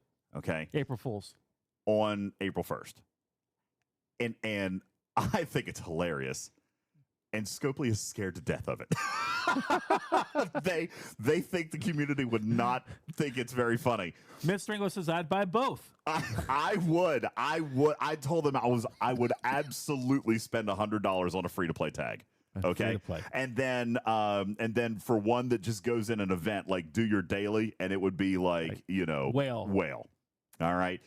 So like a little whale emoji in there too. Yeah, just a whale title. And that way we could pull that off. You guys could be whales if you want. I'm free to play, and I get to actually, Mm-hmm. Ohio says I would gladly take the whale tag. See, I think that's a hilarious April Fool's joke. It is hilarious, and they are very concerned about. See, Floyd says it's a dumb idea. Jimmy says not interested. Why? You don't have to buy it. I'm not saying buy it. I'm just saying is that not the epitome of like a good April Fool's joke? It's supposed to be silly. The dumber, but the you know better. what? Here's the deal. And I have to ask, Jimmy says not interested. Why? Is it not funny? I mean, and this attitude right here is exactly what they're afraid of. So explain to me why they should be afraid of this. Okay? I mean, well, you remember the April Fool's joke from, was it like 2 years ago when there was an event store for tribbles? Yes. And the currency trade-in was like an astronomical amount. They were all like, this is just wrong. But they also they made it look absurd because it was just a bunch of random digits. It was. And we all freaked out being like, this is ridiculous that you want to charge us how much for this thing? Yeah. And then later they're like, it's just an April Fool's. It's at only 1,000 of the currency to exchange. But man, people were mad. I know. So well. Who knows? This community, and I mean in general, I don't mean just our community. This community can be really harsh, and that is they are afraid to be perfectly like some people. It's not funny. It's not funny. I mean, why is it not? What would be funny to you then? I agree with J Babes. People take everything a little too seriously sometimes. Yeah, I mean, Short says not funny at all. Like I'm. And maybe it's not the same. I mean, I'm not saying that a joke has to be universally liked by 100% of people, but if Scopely can't have fun with the community, then how could we expect them to deliver a product that's supposed to be fun? You know what I'm saying? I mean, fun is in the word funny. Yeah. It is. It's supposed to be a joke. And honestly, I feel like, what Scopely can afford to do right now, that they can't afford to do many other times, is make fun of themselves. And they should, because that's about the only thing they can really get away with right now is self-deprecating humor. Because, I mean, listen, it's not a perfect game. It's not a perfect organization. So, I think something like that. Another thing that I was thinking about was actually along the lines of what Jules was talking about, have an event that looks like it requires like 250 hostiles to grind out for like terrible rewards. But as somebody said in chat, which is actually a better idea than I had, make a scoring error. that codes it like after you hit 2 hostiles, it completes the event, even though the tooltip says you have to kill like 100 of people would be That's mad. that's not a joke. That's Wednesday. See, I think that would be kind of funny. That puts a focus on the fact. See, Exactly. I think that is kind of a funny little thing to have an event that looks like it would, pay something ridiculous and then, make it require. How many people would be mad that they wouldn't even try it, but then if they kill 1 or 2 hostiles, it just auto completes the event? I still say we go for it. A whale free-to-play tag and a free-to-play pack. And here's the thing. Jimmy says we would think it's honest, just another bug, but it's April Fool's. This is the day that you could do that stuff for fun. Totally, in capital letters, totally free to play within a little wiggle. Totally free to play. I mean, if you wanted to be honest, if you wanted it to be on the nose, you could even make the event, like the event title itself could be kind of a joke. It could be, that they know it's an April Fool's joke. But I mean, here's the thing. If we're going to hold them to task and not let them have fun with April Fools, then why are we surprised if they can't release a joke? You know what I'm saying? I don't know. He's not cold. It's actually hot as crap out here right now. So anyway, I was just kind of curious, Jules. I think it would be a fantastic idea. I don't love that. But look, the chat is actually any April Fool's joke that has a low stakes to it, right? And it's not tied to event, not tied to any sort of reward. It's just a silly old thing, and that's what the cosmetic of a player title could be. The other option that I was going to throw out there to the staffers was you basically give a free token. That token can be claimed for 1 of 2 hailing frequencies, but whichever one you choose, it's actually going to give you the other one. Again, that's not a joke. That's Saturday. See, but that's funny. That's funny. It just, it's funny until they get 1,000 bug reports open. Yes. Through Maya. That's and can I be 100% fair? That's what they're scared of. Mm-hmm. That's 1,000% what they're scared of. Mm-hmm. Jimmy says, "Look, I'd be mad. You're grumpy, man. What? Tell me, Jimmy." Okay, you're calling somebody else grumpy. Well, so far he's hated every single idea we've thrown out. Jimmy, give me a good April Fool's joke. Pot kettle. No, I'm fine today. Give me a good April Fool's joke because you've not liked anything here so far, and that's fine. Give me a good one. Well, don't put him on the spot, but he can come back to us with one. Come back to me with one. All right, Jimmy? Because, I mean, listen, I've been trying to get them to have fun on April Fools for a long time, and they're just now starting to ask the question as to whether or not they can, which I think is a good thing. But then if we crucify them for it, then it'll never happen again. So I don't know. It's kind of a thing. But Jimmy says, I did. Well, where is it? Hold on. Let me look at your chat history here. Let's see. Okay. Oh, no, that's not you. Jimmy TV. Okay, here we go. Jimmy says April Fool's joke would be Scopely announcing they fixed all the bugs. That's not funny. That just comes from a place of bitter. Yeah, that's hateful, actually. Now, what would be a good April Fool's joke? Why don't they do a free, you click on claim, right? And it says free vengeance claim. Oh, God. And then you click on it. And it's got a Rialta in it? No, you get an avatar of a toilet. I like it. That's perfect for me. I like it. A little Toto. Oh, see, Scalyback is being grumpy too. Oh, Scalyback. Don't waste time on jokes. Fix the game. Well, all right. See, this is why they feel like they can't. You know what? I'm going to revise my report, Jules. No more funsies. No more fun. We can't play a game that's fun. The community will hate it. Until everything's perfect. No jokes. No fun. There was a free frame and avatar last year. Nothing actually joke related. Just a free avatar and frame. Well, that sounds about like what the community wants this year. That's what we can look forward to. Yeah, there you go. Fun not allowed. Who called the fun police? Yeah. Wrong stream. They're here. Yeah, sorry. This is not the fun police stream. Griffin's idea would have been funny. No, chat doesn't like potty humor. What? They love potty humor. Everybody loves my vengeance captain's chair. Shorts doesn't like potty humor. Oh. Yeah, sorry. But you see, the vengeance is really my Toto bidet toilet in the master bathroom. Anyway. You sit on it and it flushes automatically, and then it cleans you up like a good vengeance should. The extra features. It's legendary. All right, Jimmy came up with another idea. Oh, let's hear it, Jimmy. Make an award that says free vengeance, but you get a hailing frequency that says psych. I like that. See, now we're on the right track. Where's your I like applause that. button? Or what Where if is it's the just a applause button? vengeance avatar? Yeah. You get the free vengeance You get avatar. You get the friend.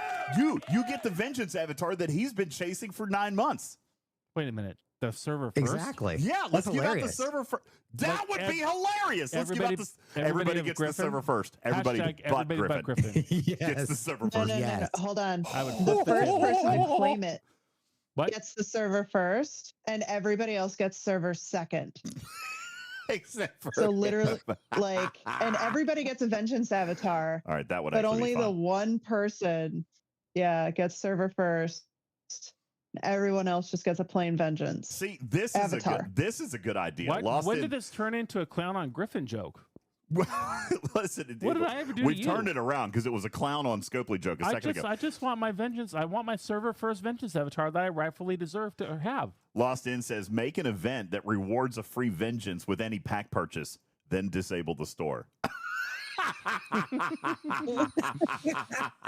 See, that's funny. Who said that? That Lost In. Oh, That's funny. That sounded like Behringer for a See, second. I think that's funny. I want them to feel free to have a good time on April 1st, and they're scared. And I don't know if this segment is actually going to make them more or less scared, Jules. Probably not, I guess. I thought you guys would be okay telling them to have fun and tell a joke, but chat's not feeling it. With the amount of anger that was in your Discord today, where people were mad that they were not releasing as much content every month and had fewer events to do, I don't think that anything that came out of Scopely would be taken well for April Fools, because it would go exactly as Scalyback said. Why are you doing something extra when you should be fixing bugs? Too soon, Griffin Destro said. I apologize for that. Pal is giving me shit. He says that the first thing I think of is monetizing a joke. I mean, that was kind of the point. That's sort of on the nose. I mean, right? It's a free-to-play tag that costs money. Like that, isn't that the joke? What could be more hilarious than that? But A-Pal doesn't have a sense of humor either. So Be nice. What is wrong with you? I'm not being Did you rude. spend $5 on it? Yeah. Yes. I think APAL has a sense of humor. Yeah, the community's not in a joking mood. Tell me about it. You guys are grumpy. Damn. It's Friday. Half of us are coming up with jokes. Yeah. I mean, bless. Can we have one of those April Fool's jokes be where everybody actually spells Connor's name right for like a day? See, that's a good one too. Nobody spells his name right. Poor guy. Oh, What so Yeah. do you do? anyway, Matter says I think they should really lean into it even more. Like legitimately shut off the game for an hour. No, that would be bad. Touch some grass. That would be really bad. That would Actually, oh my God, they should give us a grass avatar.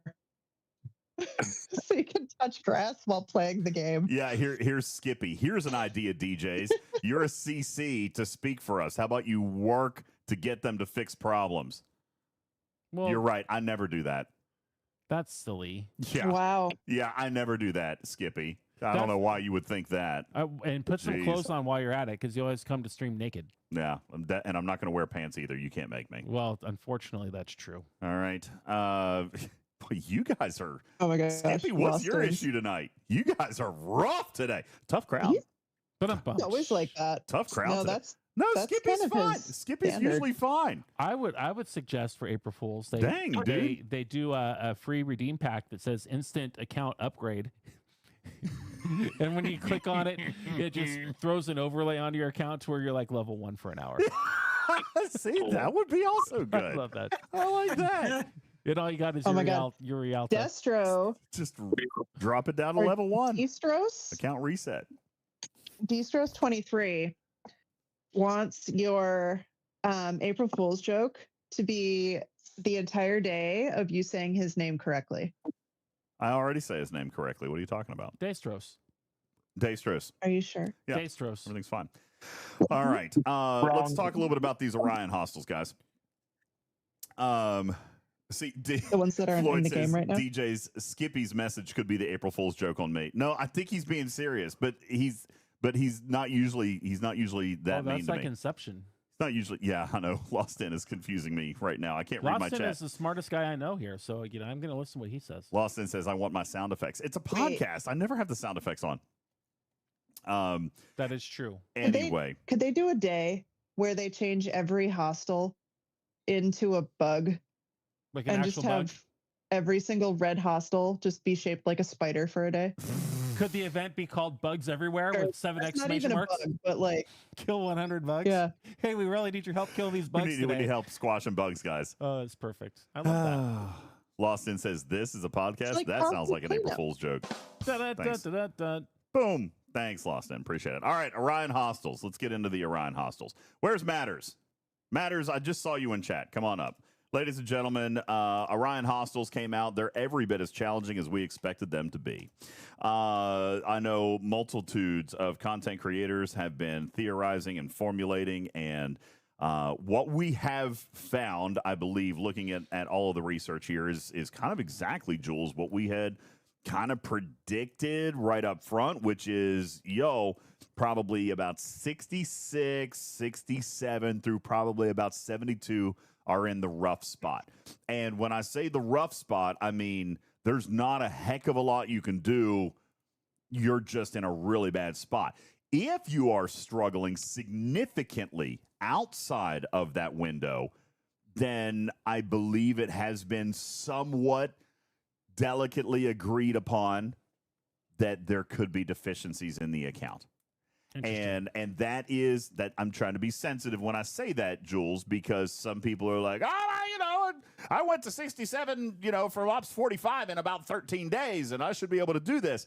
We're definitely finding some deficiencies with players who have Ops up. And I'm not saying anything that's a surprise to anybody here. If you went too fast, you know it, and we're struggling. If you're struggling to kill 62s, you went a little quick, and we're going to have to catch you up. Okay. However, there is natively, Jules, what feels like a dead zone, a black ops zone, probably between 67 and 72. Is that about where you're finding the biggest power discrepancy here? Yeah, and I would probably say even down to 65s, depending on where you are with your account progression. And I think the big thing that what we noticed is when you are comparing that to FKR hostiles, those have these major jumps when we go into new generations, right? The G6 hostiles were vastly harder than the G5. The G7 hostiles are just at another world level higher than the G6. However, as they are starting to tune new hostiles, they're taking a look at where people are at this upper part and at the lower part and drawing a linear graph in between. What that leaves out is players that are stuck in these certain spots where they're asked to hit hostiles way harder than they've ever been able to hit before, and potentially even harder than accounts maxed at that level can do. Particularly when they start adding in these restrictions, like taking away officers that are very valuable. So I see a lot of issues with them tuning hostiles to where accounts actually are in today's game. So I think that's probably where we're seeing the biggest issue, is where we see this disparity between what the ship power can actually provide and the linear graph they've decided to map onto these new hostiles. That's a very, very fair point, because everything has been on a curve, and we've seen that stuff. But now we are seeing, it's almost a disconnect with game design, Jules, because what we have seen in the past, especially with charts on ship power, for example, the epic is exponentially more powerful than the rare. I mean, it very much is a curve that goes like this, especially as you upgrade. But the hostile line is like this here lately. And that, to be fair, if we're going to be honest and blunt, that's a failure by game design. Okay. That is a lack of awareness of how this game's power curve works. Okay. It's not linear. It's not straight line. It is exponential. Okay. That fundamentally is why PvP is broken after G3. Okay. Because everything is so exponential. Everything has to be multitudes better than the previous generation. It can't be straight line we can't fathom a scenario in which the Vengeance can be killed by the Borg Cube. We got to fix it. Right. Okay. It's unfathomable. So this is a fundamental game design problem. Yet, when game design is designing these new hostiles, Jules, we're just going into an Excel spreadsheet and we're saying, okay, times two. Actually, times 2 would be an exponential. They're doing plus 500 or plus 500 or plus 500, however the formula is. To be honest with you, it's disconnected from how the game actually works. It's unaware of how the game actually works, and it's probably inaccurate. I've decided not to say my last words. It's just inaccurate. We'll go with inaccurate. Sure. It's inaccurate. Okay. And there's not enough understanding there to make these hostiles the way that they're supposed to be. To the point where, as Divine points out in chat, the only way he managed to kill even one was with a Leslie Cheese crew. I mean, that shouldn't be the way it's supposed to be. It should not be. Okay. Should not be. Now, again, this was Risk Breaker. This is something you and I talked about on Tuesday. Had they, Jules, just kind of come in and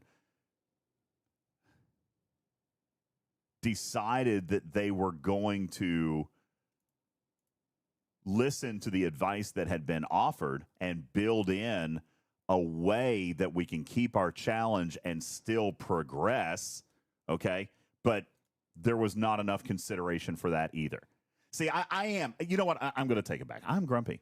I'm very angry about this arc, and it's not just bugs. Do you need another ghost energy? No. I am angry about this arc, Jules. If I'm just being honest with you. To the crowd why you're angry? Please. Maybe I'm not articulating well enough. I am very bitter about this arc. Okay. And I think I know exactly why. Because this was the first playtest where we've had more than 24 players from across many different generations playing this. This was probably also one of the first playtests where we've interacted with a specific hostile group for more than 30 concentrated minutes, being asked to very specifically calibrate how hard or easy these hostiles will be at different points. And the overwhelming feedback was these are very, very hard. They are way overtuned, and there's only the craziest crews that can get a few kills. At the end of that, the conclusion was nothing, no change whatsoever to the hostiles they released as is. Now, I think that's where your frustration comes from. Almost, Jules. In the grand scheme of things, one second. Because here's the thing. It's really hard when I'm hearing feedback from some players saying there's nothing to do in the game, right? Or I'm really bored, or there's no challenge because they are 72 and these hostiles aren't hard for them. But meanwhile, they're, 3 ops levels behind can't even do them at all. So like it is a really difficult thing to nail down this type of mechanic where it's going to be challenging for everybody, but still accomplishable. And I give them a little bit of space, to a little bit of grace to find those sweet spots. And I feel like they still need to make an adjustment. Maybe not for every level of hostile, but they do need to make an adjustment for the specific ones that are having the biggest issues. So here's where we do step apart ever so slightly. Okay. I think the hostiles themselves are fine, even if there's a challenging spot. I understand what happened with the hostiles. I know why 67 through 72 are overtuned. Okay, I get that. I'm not necessarily upset about it. It's a fun little spot. Okay, honestly, I'm enjoying the challenge of the hostile just fine. I'm glad that I'm not doing my daily on one hull. That would make it boring. Okay. My fundamental issue is not with the challenge of the hostile. My fundamental challenge is that it is literally knocking people out of their progression. It's knocking people out of their actual rewards of the challenge track. It's knocking people out of what they are, and I'm going to use this word very intentionally, what they are entitled to, Jules, because Scopely has said this is what you're entitled to.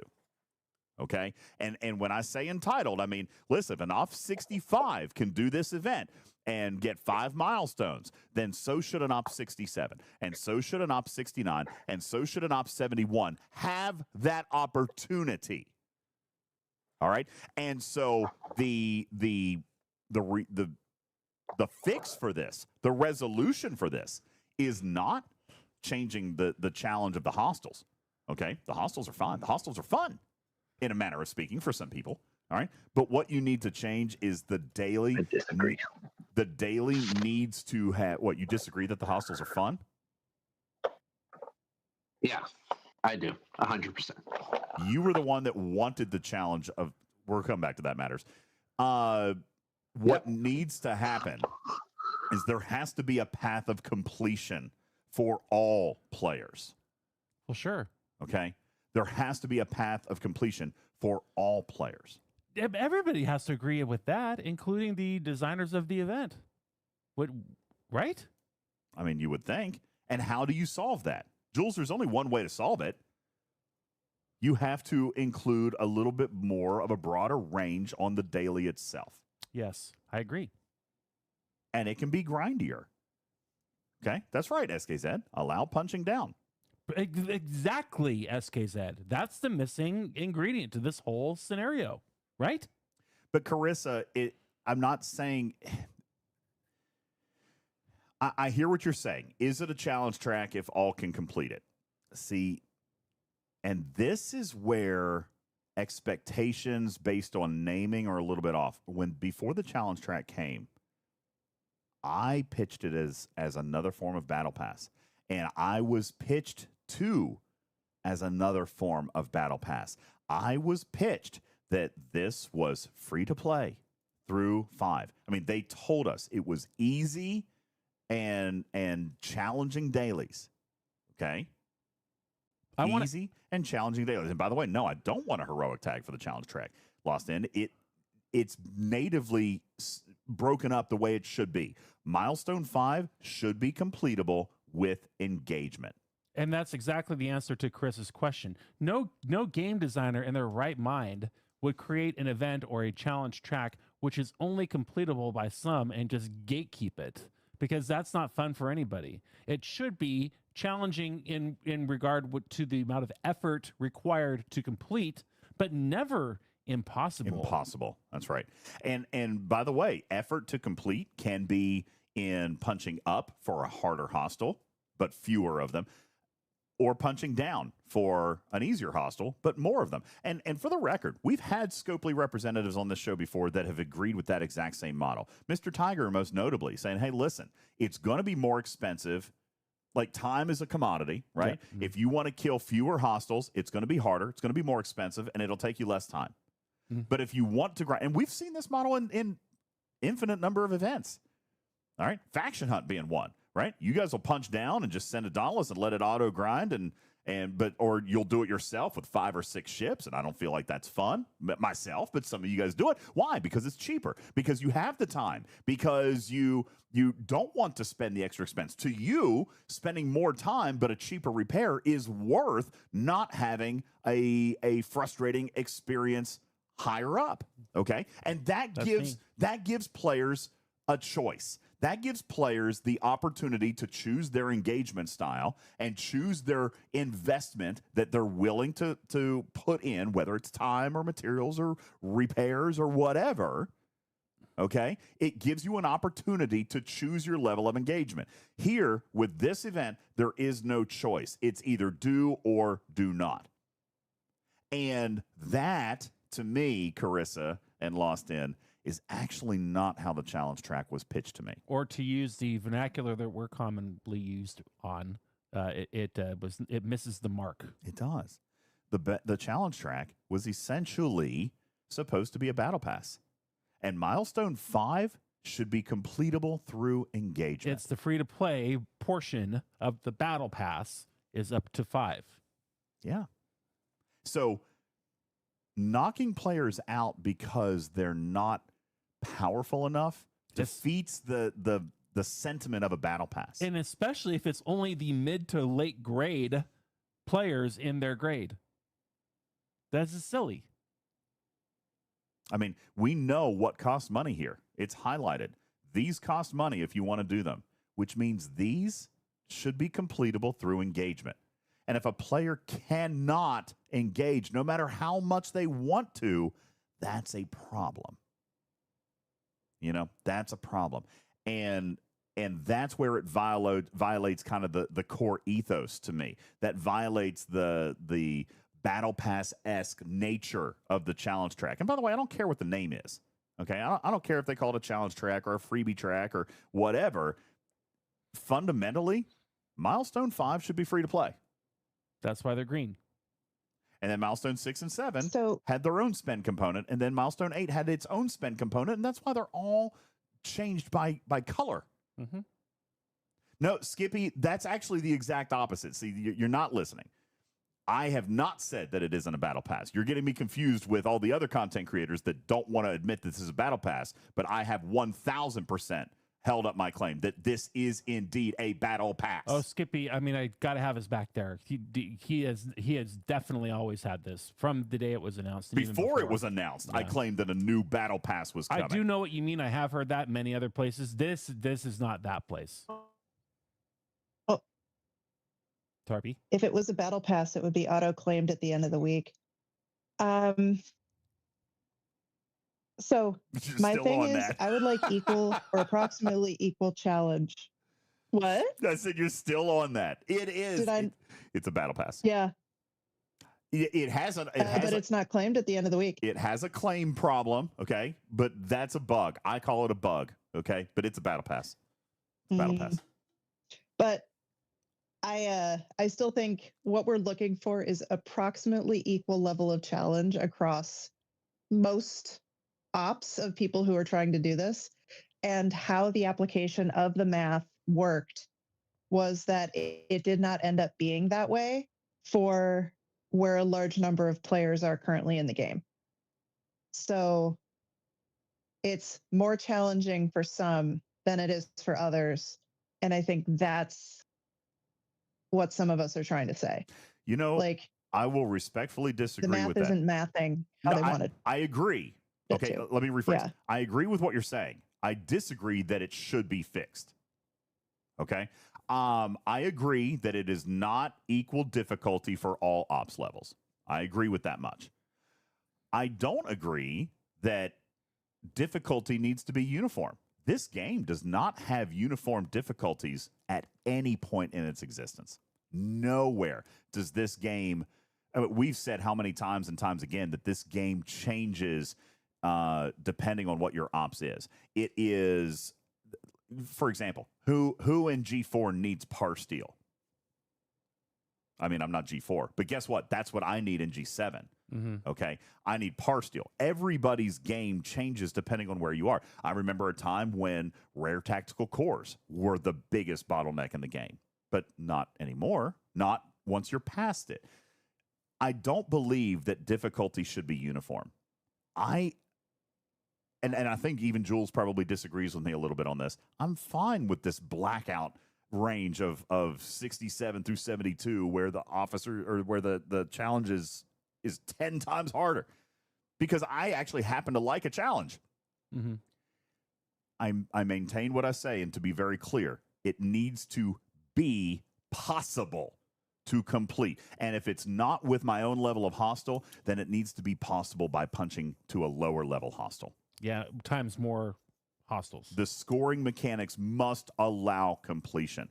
But I am okay with a certain ops range being more difficult. That's even that way with spend events. It has always kind of been that way. It's that way with everything in this game. How many people have said, listen, ops 61 and 62 really can't do material spend events. There's nothing to spend materials on. No matter where you are in this game, something is going to be easier for you than somebody else, and something is going to be harder for you than somewhere else because of where you are in the game. Just provided that it's not impossible to accomplish if you're meant to. Exactly. And that's all. That's the point. That's the whole theme of this segment. We've definitely made that point.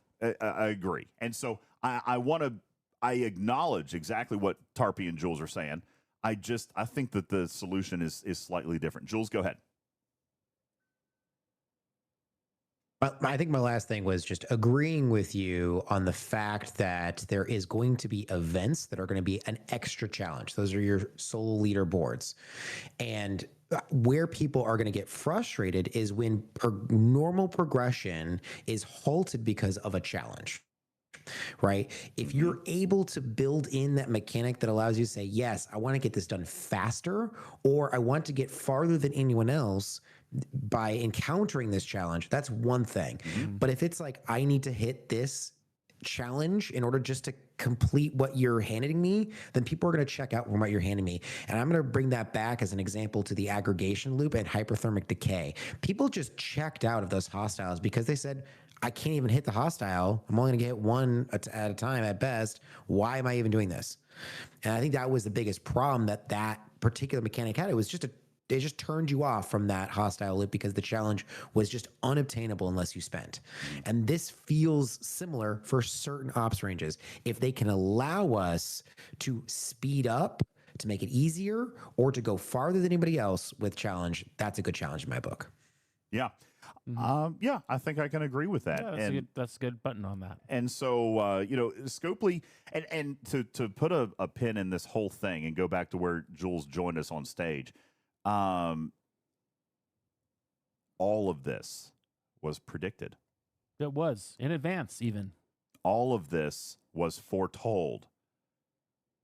Even before the play test, we had talked about event difficulty and so forth in a separate conversation. Then the play test happened, and we specifically talked about progression in the challenge track and how players were going to. I mean, solutions were offered, and yet the problem still presented its ugly head, reared its ugly head. And so you know what that means? You have to blame PAC for this whole thing. Well, what is so frustrating about it is that they did nothing.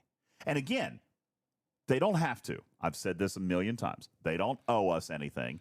They reap the rewards of their own decisions. But this right here, and I've said this before, and many people know this. This right here is what makes me feel like I'm wasting my time.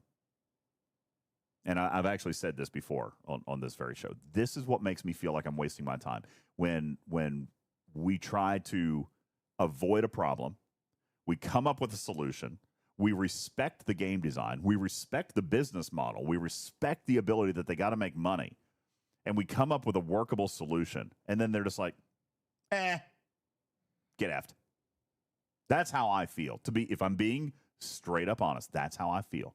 I feel like Scopely told me to get effed on this one. It's like that meme. I'm going to do it anyway. I like that little meme. I mean, we saw 0 suggestions implemented, and the exact prediction that we all had came out, and it's happening right here. 100% predictions were accurate, and 100% of presented solutions would have solved this. Scopely was either too behind the 8 ball time-wise. Could be. Didn't care. Could be, but probably not. Wasn't authorized by Billy from accounting. That Billy. Yeah, my money's on C so far. Whatever it was, it was a complete 0% reaction to having players actually test content. Sometimes in life, just to take it outside of the Star Trek Fleet Command bubble, we all do know. Have you been in this position once? You think you know better, and then the drama unfolds, and it turns out you didn't know better, and you should have listened. I think we've all been there from time to time. Stradalorian, when he says "we," that does not involve me. I'm not in PAC. Don't put that stink on me. Before you go and write an AI song about it. Don't put that stink on me. But it's true.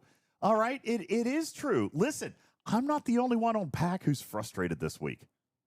I can promise you. Well, it's always frustrating to know the answer and to raise your hand, and then you're not called on, you're not listened to, and then it unfolds. This is a common workplace issue where you tell your manager that something's going to happen and they don't listen to you and they tell you to sit down because you're wrong. And then you weren't wrong, you're right. And then, it's like, well, I mean, it is what it is. Yeah, well, it's very frustrating. And yeah, I think that has caused a little bit of bias and bitterness towards this whole design with the Orions. Now, Matters, I want to change gears, and I do, in fairness, want to hop off editorial. That's a track that I've been trying to avoid for the last several months. It was making you grumpy, and you got so grumpy, I braved the snow. It is actively snowing out there again. I brought you your cheesy poofs. It's impossible to have at that time when you're eating cheesy poofs. I do love cheesy poofs. And I bought you your favorite Ghost Energy I found at the gas station. You're so sweet. Yeah. I mean, really, thank you so much. Yeah, you're a great pal. Just shut up and smile. I love it. Iced tea lemonade is so much fun. I love it. This is a great flavor. So is a delicious tropical mango. Thank you. Oh, tropical mango. That's also great. Yeah. Oh my God, it's a good time. Now, I do want to try to get off the editorial piece. I've actually tried for several months not to do that. I don't like being ranty. I like to speak in. I like to deal in facts. Matters.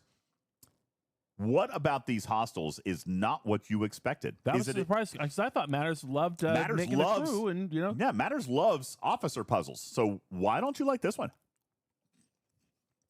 Because it's not an officer puzzle. It's a screwy hostel that works wrong. Like so no matter what officer crew you come up with, it's an officer puzzle. Hold on. No, careful. Hold on. Like, What do you no mean it doesn't? Hold on. You said it works wrong. Well, because you cannot defeat it with an officer. Well, yeah, it's not works wrong, but it's poorly designed. It's poorly Explain designed. why. But explain why. Yeah, don't just make accusations because you can't solve the puzzle. No. Just listen, because I know where he's going. I know where you're going. Explain. So like obviously the difficulty ramping not matching up with the power of like the capabilities of people as they progress through the game is a big thing. But the other thing is this stupid ability that it has. This every time you take a crit, it gets like supercharged. Well, I mean, like people have like massive crit chain. They can't not crit. Mm-hmm. And it's a hostel that punishes people who have been on top of the game and doing everything right, which is not what a hostel should be. How do we remove crits? Well, okay, but you shouldn't have to rely on other getting people? a friend to You shouldn't have to rely on your alliance? Yeah. Disagree. You shouldn't have to rely on people's. You shouldn't need to have to disco a mantis. Yeah. Well, you shouldn't. No, you shouldn't have to need your team. And even though there are things in the game where you do need your team, needing a teammate to sting you, and then needing to disco your ship up to be able to attack these things while the sting is still active, because you can't warp after you get stung, and mantises can't reach that high. It requires a discovery summon. Does that tool exist in the game? Sting. Okay, but here's the thing.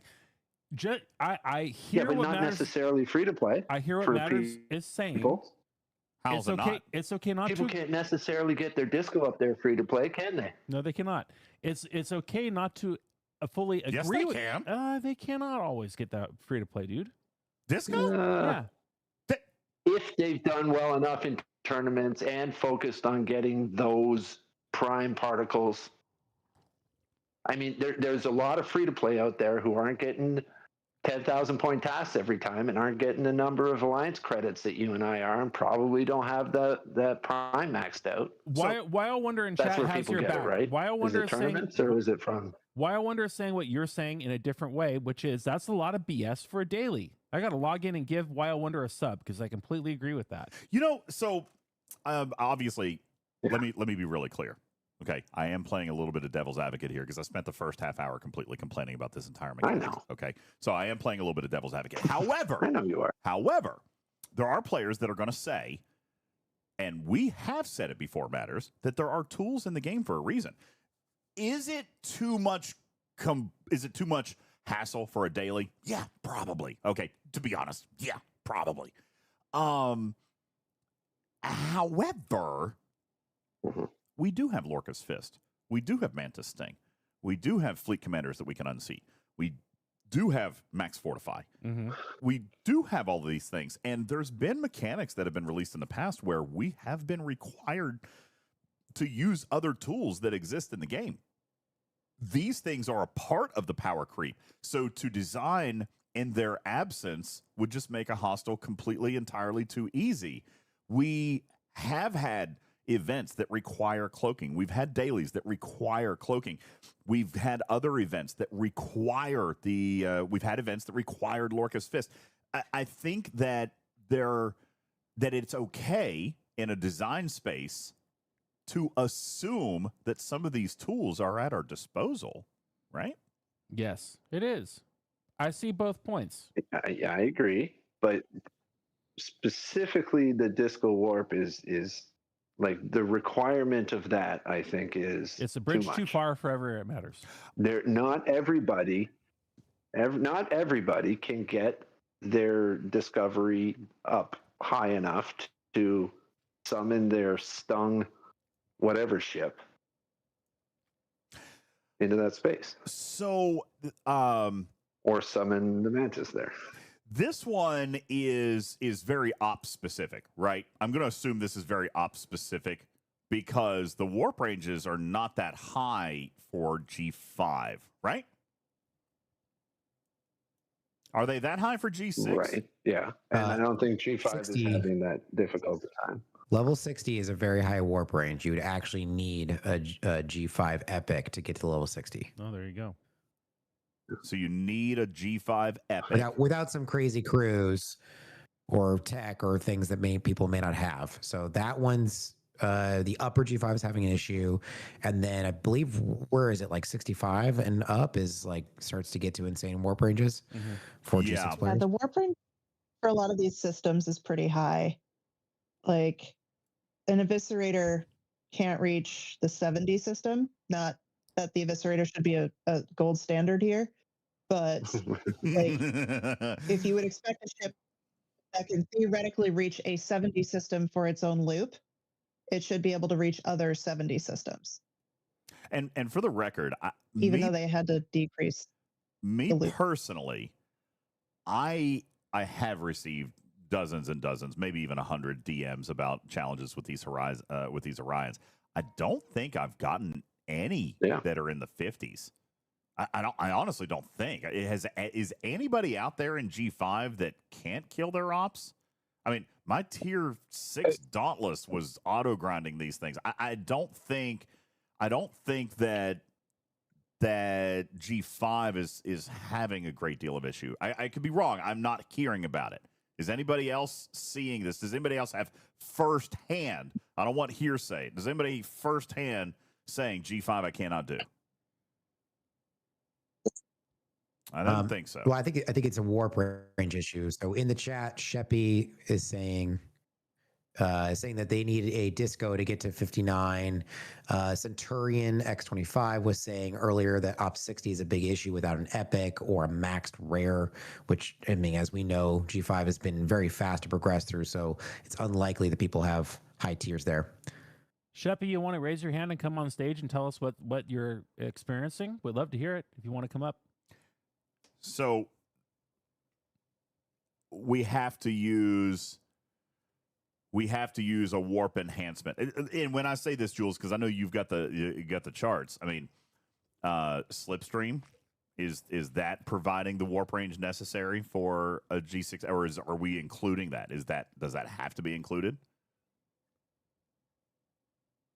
I think it may have to be included, or using Rush, which is taking a very valuable bridge slot away. Yeah.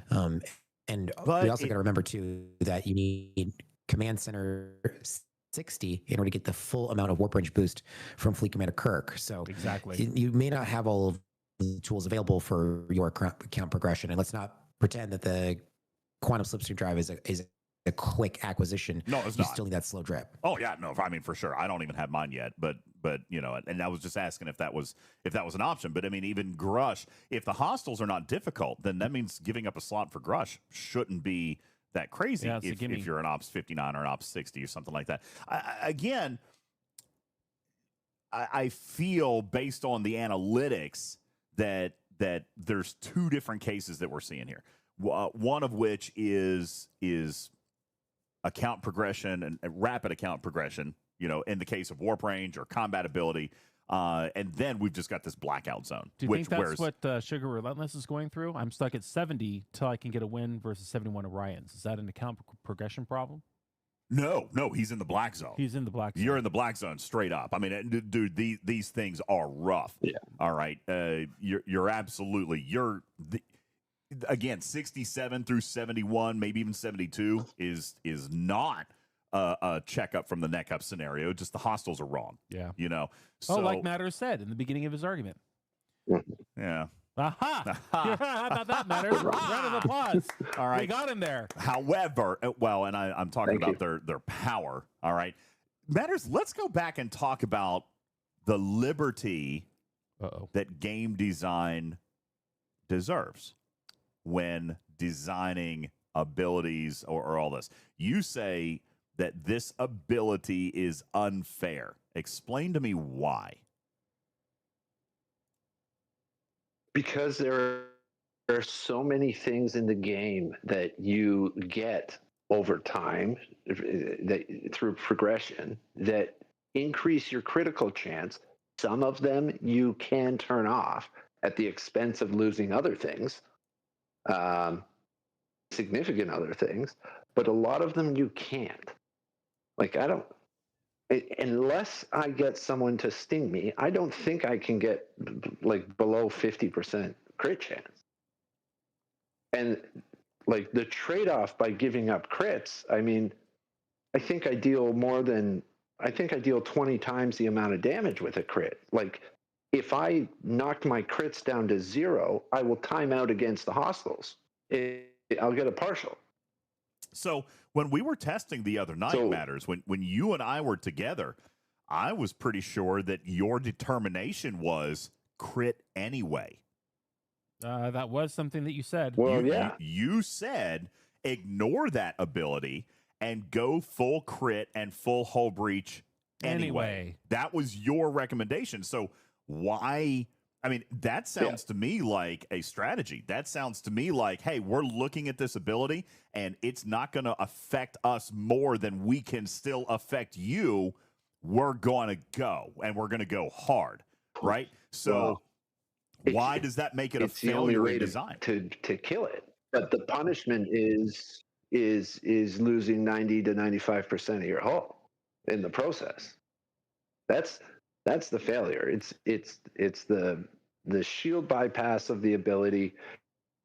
The only way to get around that is to have a maxed watt Carol, which maybe 5 people in the universe have a maxed watt Carol. Well, I do. Like, don't you love it when Matter says process? It is a fun word. I count it as process. top 5. Process. Hey, Matters, what about Tarpatute's idea? What about having like a TNG or a Voyager Barclay come in that just completely mitigates all your critical chance on your ship if you put them on your ship? Just turns it off. Yeah, just turn like Barclay. Well, okay, but then I would run into the issue. I mean, I was taking 6 rounds to kill these things, and I get more than 20 times damage when I get a critical. So I would time out every fight. I would have to attack the same hostile multiple times with their shield regenerating in between. Yeah. So to maybe be able to kill one. I mean, Matters, it sounds like you've solved your own puzzle. I mean, if that's the case, if I can even survive that long. Well, Matters is not squishy, Magoo.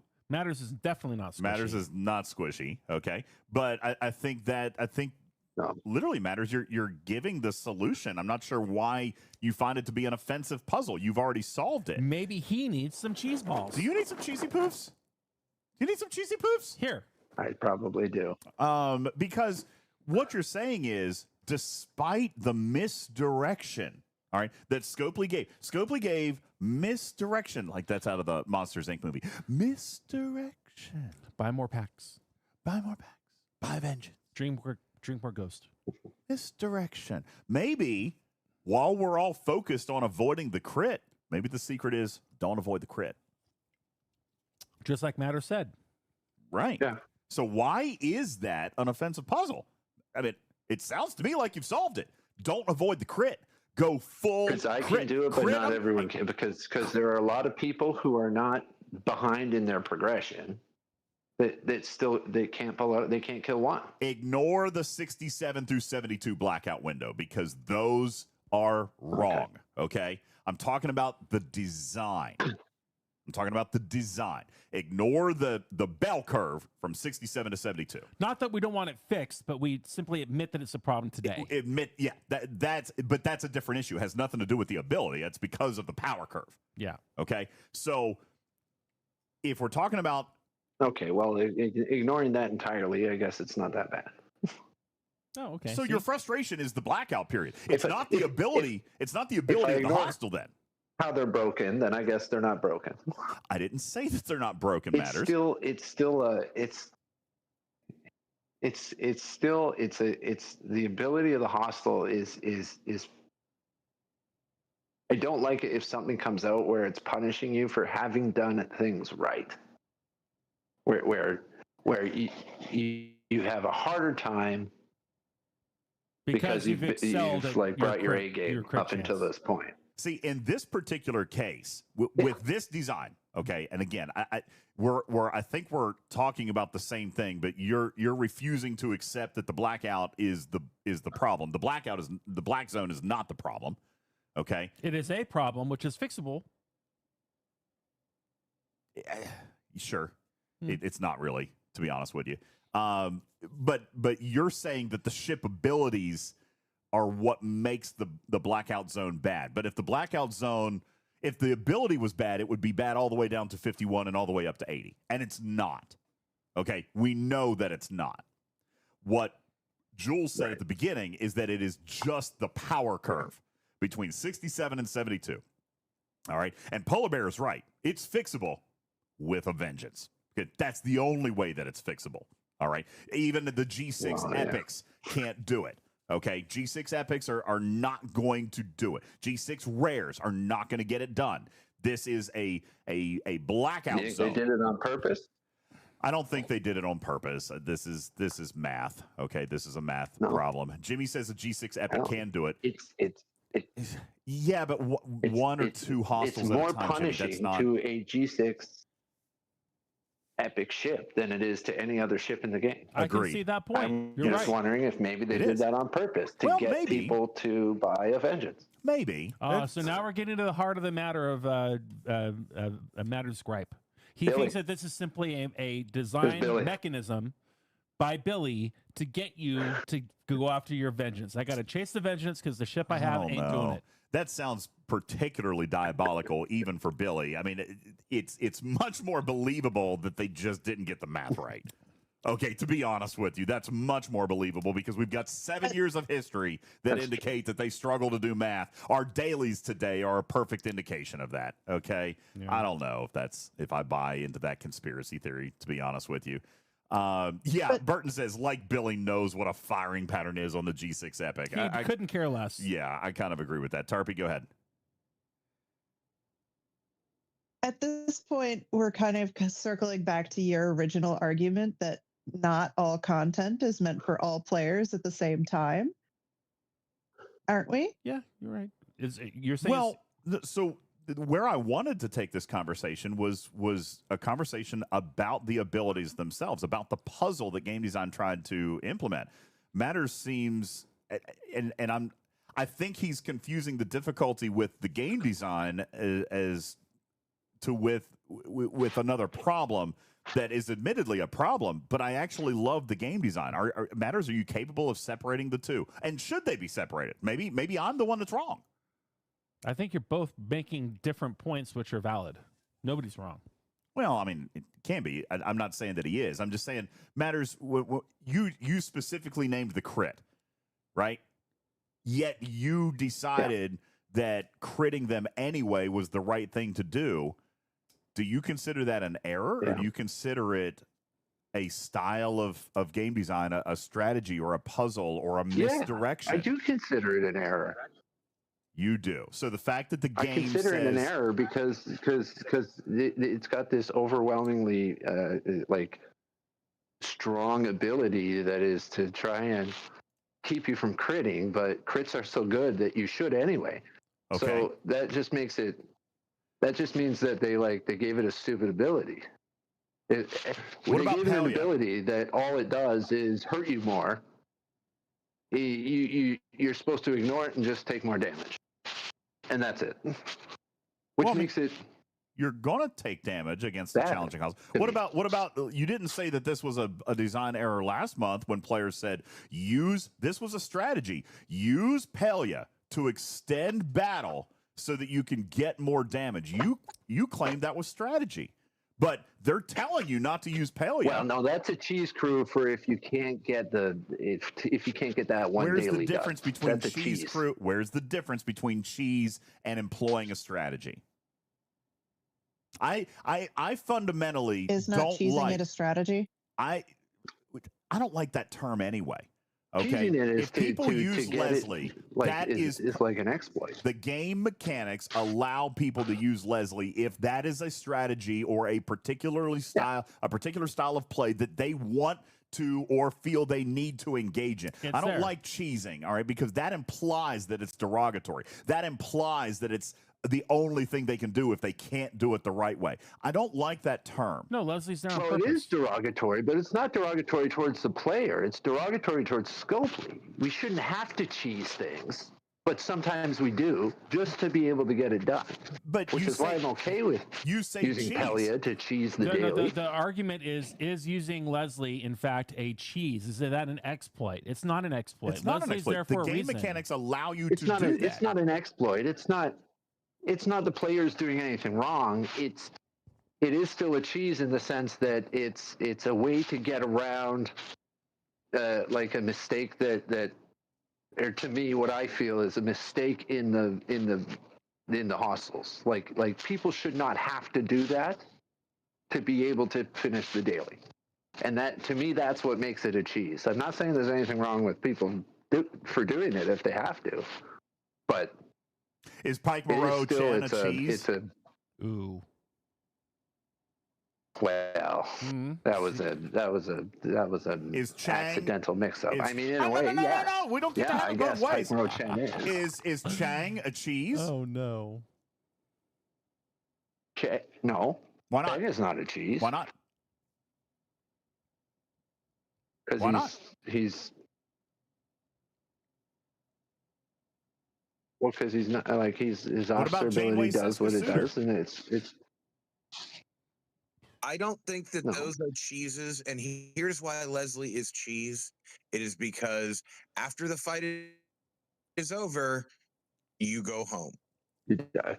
Right? Like you kind of like you punched above your weight.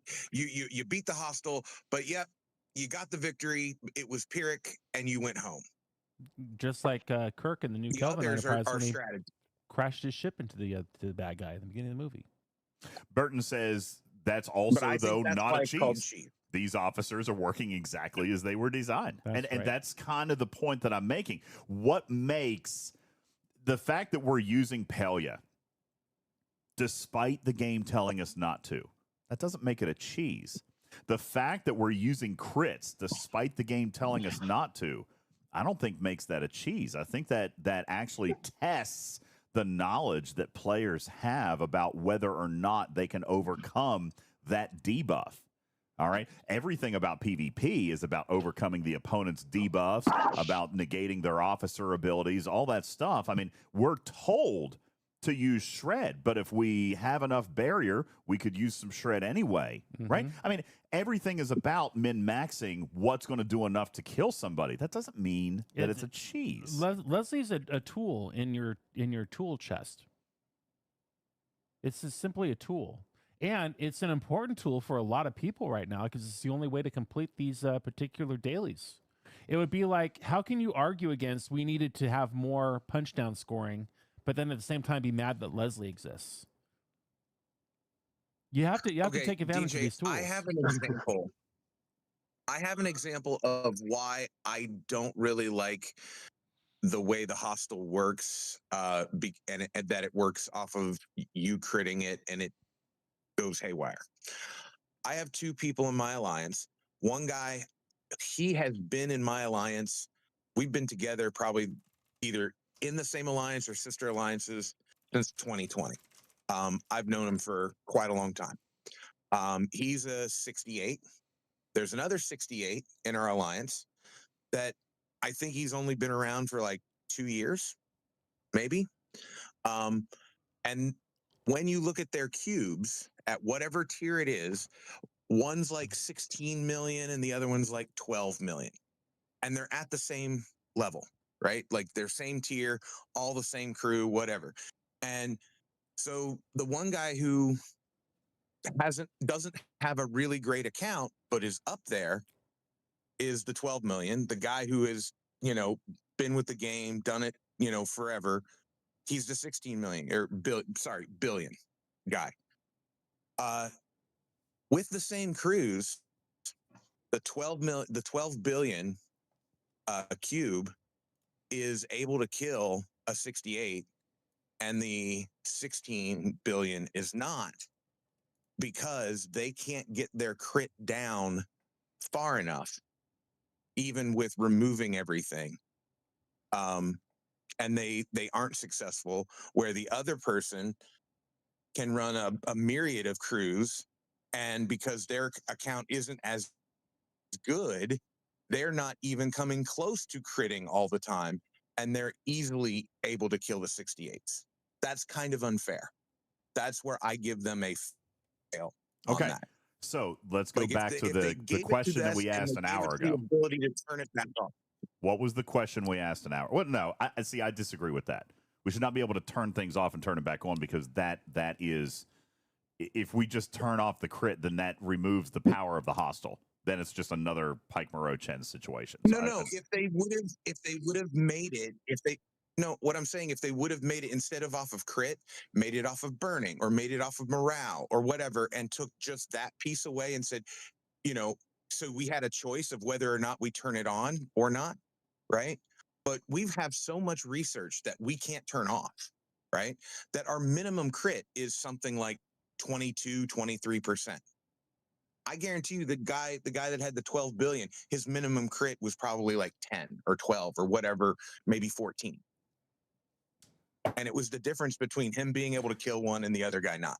Okay, so let's change gears to the question that we asked an hour ago. How do we turn down our crit? Matters? How do we turn down crit? You take off the fleet commanders that give it to you. You I suppose you can get somebody to sting you. Well, it's not a suppose. Can you or can you not? I mean, can you do this? If we were going to teach customers, in the absence of whether or not you agree it's good design or bad design, in the meantime, we are all losing progression in the challenge track. Are we agreed? Now, pal, whether or not, let's move past we've had the discussion on the morality of it. Okay? Let's move past that now. Let's move now to what players have to be able to do. All of us right now, if you're struggling with these hostiles, you are losing rewards. How do you fix it? How do you fix it? Okay? How do you fix it? There is two schools of thought here. I'm going to come to Matters in a second to teach you how to turn down your crit. However, Matters' original teaching was to ignore it. Go all the way. Do it anyway. Okay? Go crit hard, fast. And how do we do that? Matters, if we were going to just ignore the game design and go all out, we're going to go max fortify. We're going to do a Cerritos boost. We're going to do an Excelsior boost. We're going to hit our new Excelsior button. Yeah, we're going to brute force it. That's right. We're going to slam through that door. We're going to have all the forbidden, or all the officers in the command center assigned properly. That's right. Lorca's Fist, even potentially. We are going to just full Leroy Jenkins it. right? If we're going to ignore the debuff and just brute force strength our way through it, we're going to use all the tools that the game makes available. Hulk smash. He's green. I like it. Okay. Lloyd says that's not sustainable, is it? And technically, it can be. These events only pop twice a week. Okay. Now, depending on, again, still depending, we are only talking 10 hostiles, but still depending on what your strength is. I mean, a max fortify, all the things. Listen, there's skins that are potentially free to play at this particular point, or the ship abilities like this little thing, unwavering diligence for my Crencha. This is adding isolytic. You've got favors. I mean, again, we are going all out. We're going to pull it out. Divine says you kill one, you need to kill 9 more. Well, that's the point. You can't Leslie this. If you're going to do it this way, you have to do it the right way. You are talking 10 hostiles, and some players may be able to do it. Some players may not, and that's still where the backup Leslie option can still come into play. But matters if we were just going full brute force. I mean, there's 24 methods, 24 things in the game. Exocomps, guys. Exocomps work against these guys. They do. Remember, we're using just normal FKR ships. Okay? So we have to consider all the tools in our belt. Divine says you can't kill 10 hostiles max boosted. Well, some people can. Some people can kill 10 without any boost at all. So again, it's going to depend on your position in the account. All right. Personally, I can't. Divine, I cannot. All right. I can kill 1 or 2 hostiles, and then I die. So I just am going to have to. But at least I can. Okay, at least I can kill 1. What we're talking about doing right now is trying to find a way to get some people over the hump of being able to kill 1. Now, Nowhere Man points out that the 100-point task needs more than 10 kills anyway. Yeah, well, that's still a bug. That's FUBAR, and I can't believe they haven't released. I mean, we tested that Tuesday night. We proved that we were doing enough damage. By the way that the hostile is actually written, Nowhere Man, the way that the task is written with the amount of damage, okay, is that we proved that the scoring was wrong, because I did 3 trillion damage on 1 hostile, and it said I only needed to do 2 trillion. Have a cheesy poof. Okay, so that's a bug that just needs to be fixed. That's not how the event was designed. That being said, be that as it may. All right, we're trying to find ways now. Ignoring all the should it not. We're trying to help players accomplish finish their challenge track. All right. So pick Hugh. That becomes a big thing. Right? Big time. Eliminate some damage. Matters. If we're going to brute force strength this thing, we need Hull Breach. We need max crits. We need Vial. We need Borg Hugh. We need Balana. BLT. We need Harry Kim. Oh, yeah. Maximize that. Okay. Burn it. No, you don't need Vial and Hugh. If you're max one. fortifying and Cerritos boosting, you have 100%. Ah, perfect. Okay, so if you're gonna do that, get rid of Borg Hugh. Like G4. Perfect. Okay. Yeah. So we're gonna go max fort. We're gonna go Cerritos. We're gonna do pick Hugh. We're gonna do probably Watt Carroll. But again, that doesn't matter if you're losing shields. But you're probably not losing shields if you're max fort. You're not losing shields. Okay, probably.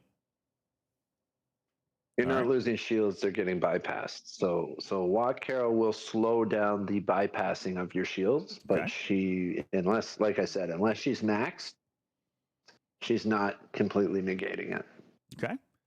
Exocomps. Even at max, especially when you get up to the G7 hostiles, it's really not negating at all. In fact, it's only buying you a round or 2 in the G7 realm.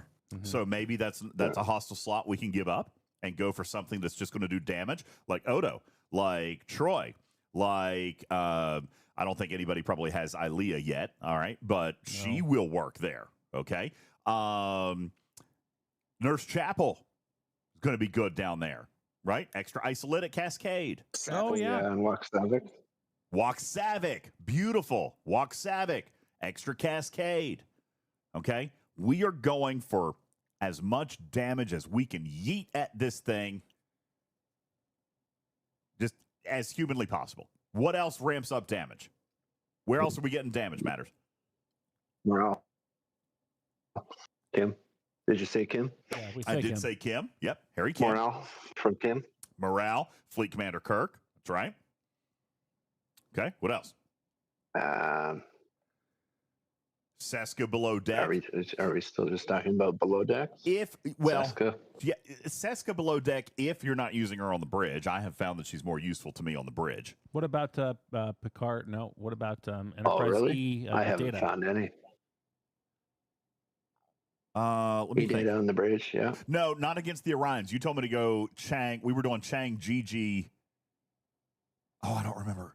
I saved it. Yeah. I wasn't. Yeah, so Seska Chang, below. Section 31, GG, and E data. So There we Seska go. below. Yeah, so Seska Yeah, would can go I below. challenge your Seska on the bridge? Don't So need the Seska on the bridge shields. isn't good because of the shield mitigation. Yeah. Yes. You're not actually getting any shield damage. Exactly. Yeah, that's Bing, right. bang, I was boom. She's getting her just growing confused. more and more shields that are never getting hit. Yeah, I was getting her confused with a different one because I think I'm But, still using her on the bridge for Quasi silence. below. Quasi, yep. Quasi's a good one. Morpheus called it. Apex on Shred. Seska, yes. Yep, absolutely. Well, that's a good crew. All right. There's a lot of good options here. Okay. DeChalk. Love DeChalk. You know what? In this is gonna sound crazy, but Yeah. Mariner. Mariner. Not one of the better ones. Not versus the chalk. That's 3,000. Not versus damage. DeChalk. I'm not saying versus DeChalk, but Mariner also increases damage. If Yeah. you don't have other options. Okay. We're talking about If you have 18 below increasing deck damage. slots. We're talking about increasing damage. And you guys just said that there are players that don't have all the officers yet. So come on, pick a side here, batters. All right. We're talking about officers. Listen, I wouldn't use I Odo. didn't say there's players that don't have all the officers yet. I wouldn't use Odo. I But never we're said that. we're saying Odo's fine. I wouldn't use Odo. We're giving options You're for giving where you are in options. your Odo will game. do more than Odo will do more than DeChalk Really? or Mariner. I don't think he would do more than a The max chalk DeChalk. is a 3,000% attack increase. I have 25,000%. It's What does he Sounds say? a little high. 25,000? I mean, you see your Spock's Club if that's what it says. I mean, are you Yeah. actually saying 25,000? probably Don't say probably matters. There's no way you have against 25,000. non-armada hostiles. I think so. DeChalk's good against like outposts because a lot of your base damage increase doesn't work against them. So he's good against outposts. He's good against yellow mission Okay. bosses, but he doesn't. I Yeah, don't get I out can of see bed that. for DeChalk against non-armada hostiles. And for the record, I wasn't saying Mariner is better than any of those. I'm saying Mariner is a damage increase officer, one that you would consider if you didn't have anything else. He's definitely at the bottom of the list. Yeah. All right. But that's a damage increase officer. You're looking for damage increase. At the end of the day, you're after damage increase. Yes, sir. Okay. And so exocomps are going to run in here. Okay. Absolutely. Exocomps, small, but impactful. If we're talking about pulling out everything in the kitchen sink, or everything but the kitchen sink to try to kill these things, then we've got to look at all the tools that we got. All right. Let me ask a question. Would cloaking improve your abilities against these? And there is a correct answer here. Yes. You think? Yeah. Yeah. Okay. All right. So you've got Have that. something Oh, slow. instead Okay. of e-data, why not e-Picard? Depends on your ship. Yeah, Depends on your the firing ship. pattern. It does, but even any ship after about 3 rounds, a Picard is going to probably be better. So if this fight is lasting 6, 7, 8, 9 rounds, I think I'd rather go with e-Picard. Okay. No, but he drops off though, so he's not better on a G6 Epic.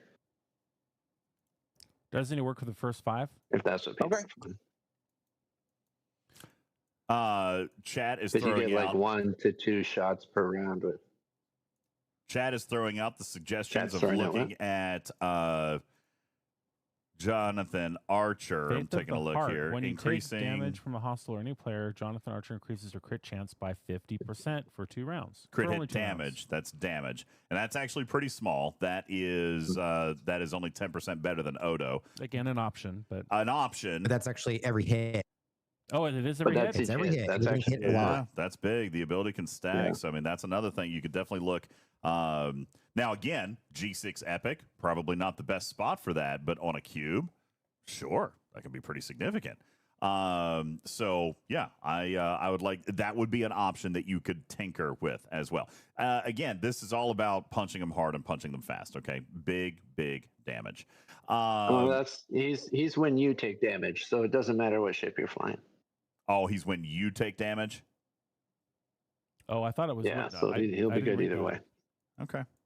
All right. So good suggestion out of the chat. Like that. Yeah. Good job. That is the strategy here that you're looking at going with. Okay.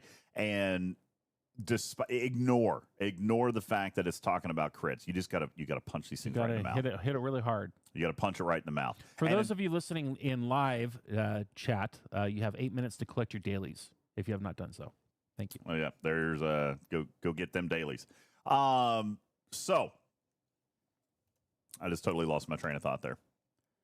We're talking about Archer, and that was a good suggestion for the chat, and then that was the end of your thought. Oh, yeah, okay. So yes, if we're going to punch them in the mouth. Now, matters, there's one other thing. If we are going to try, which I agree with you, I don't think it's the right method, but if we are going to try to reduce, if we do this, all right, if you do this and you still can't kill 10, then what's the only other alternative is to buy into the game design and remove your crits, right, Matters? If even going full brute force doesn't work for you, because I saw somebody in chat says it's still not working for me. Okay. Then the nuclear option is remove all crits. Remove all crits. Okay. How do you do that? Matters, how do you do it?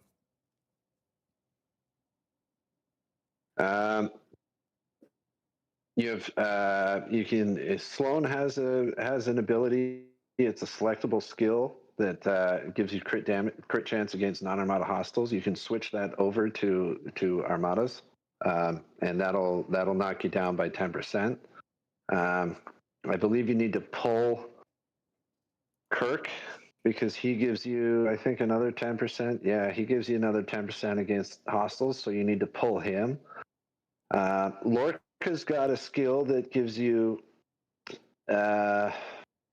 crit chance when the opponent has a status effect. So you either pull Lorca off or make sure that you're not causing any status effects on the enemy, one or the other. Was it Lorca? I thought that was Cisco. Who? That's Lorca. Hold on. No, it's Khan. No, Lorca's 20% crit chance when they have a status effect.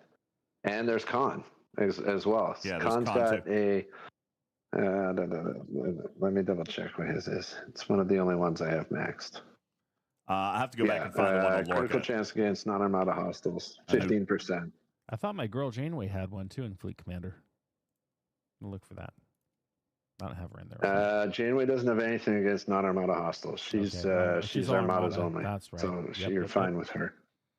I'm trying to find the. So pull Khan, pull off Kirk, pull off Lorca, and switch the selectable skill. And get stung, damn it. Yep, and ask a buddy to come mantis sting. And then if that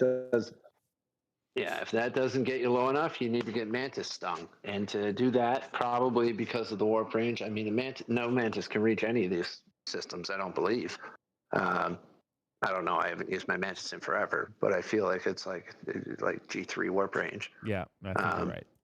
Yeah, you need to either get an eviscerator up there and rip mantises into a system, you and a buddy, or meet somewhere else, get stung, and then disco your stung ship into this system. You can also taxi your mantis up with your max vengeance. You could do that. Take a or you could use your vengeance. That's correct. Now, Matters, I do have this question in chat. Does a mantis sting make it possible for you to get 0% crit? Well, crit chance. Chance, not damage. Crit chance. Because you do have a crit damage floor, Candid Onion. That is correct. Oh, hi, Candid Onion. But you can get your crit chance to 0%. Aha, that's not a part of the crit floor. Okay, there's no floor. Absolutely, you can. Yeah, there's no floor on there's no floor on chance. Only damage. Okay, so you can get your crit chance to 0%. Nelson says I went 29 rounds at stung, got 0 crits. Yeah, Mantis will give you an extra. Max Mantis will do another negative 70%. So you could probably put some of those fleet commanders, the ones that'll help you the most in the fight, back in. Not all of them, but you could put some back in, and take some of the other damage and boosts. with the Mantis sting still be at 0. So can I ask, you can put Kirk back in. Crew, what, Jules? is all this crew rejiggering and Mantis sting, is all of this to lead you to get more than 1 kill in a hole? Well, that's the goal. Yeah, it's to try and to get around that 1 or maybe shred. 2 in a hole.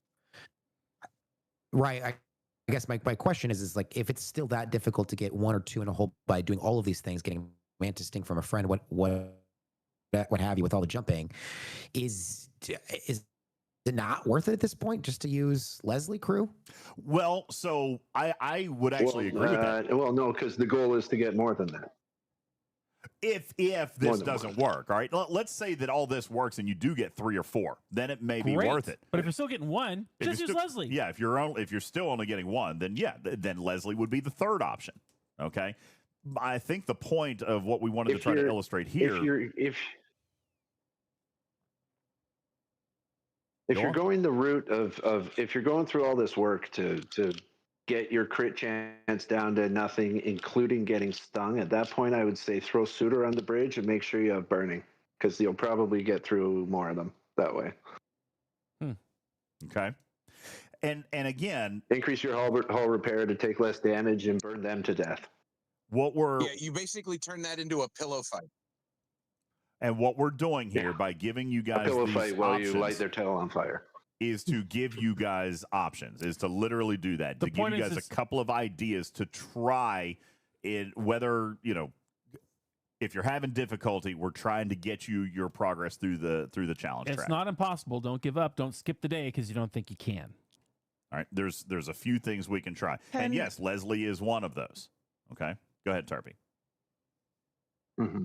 I was just going to ask if, now that we've kind of worked through the therapy best session, case scenario to less best case scenario, can you just kind of give us a summary, or someone give us a summary of each of those cases without 3 people talking on top of each other? Good luck with that. Yeah, I guess we can write it up later because we're at our time, so we're about to go. But yes, there's 3 paths here if your traditional officers aren't working, and I'm just going to summarize right here. Okay, brute force strength, max damage, punch them in the face. Okay, that's option A. Option B would be Leslie, 1 at a time. Okay, that's it. 1 at a time, die, go home, come back. Option C, sting. Get yourself stung. Remove your fleet commanders. Get rid of all crits. But increase damage. Okay? Cascade, base damage. All you're wanting to do is avoid crits. Even hull breach is okay because it increases damage. So BLT, fine. Okay? You just need no crits.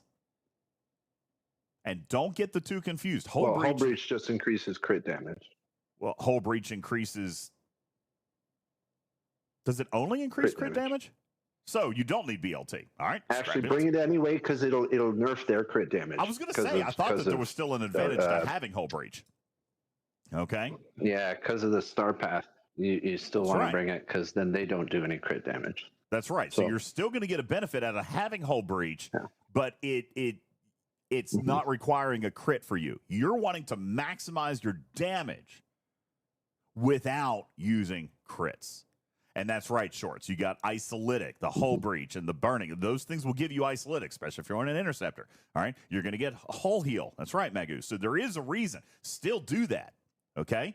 Pelia, Joachim, godsend to reduce the damage that you're taking from the hostile.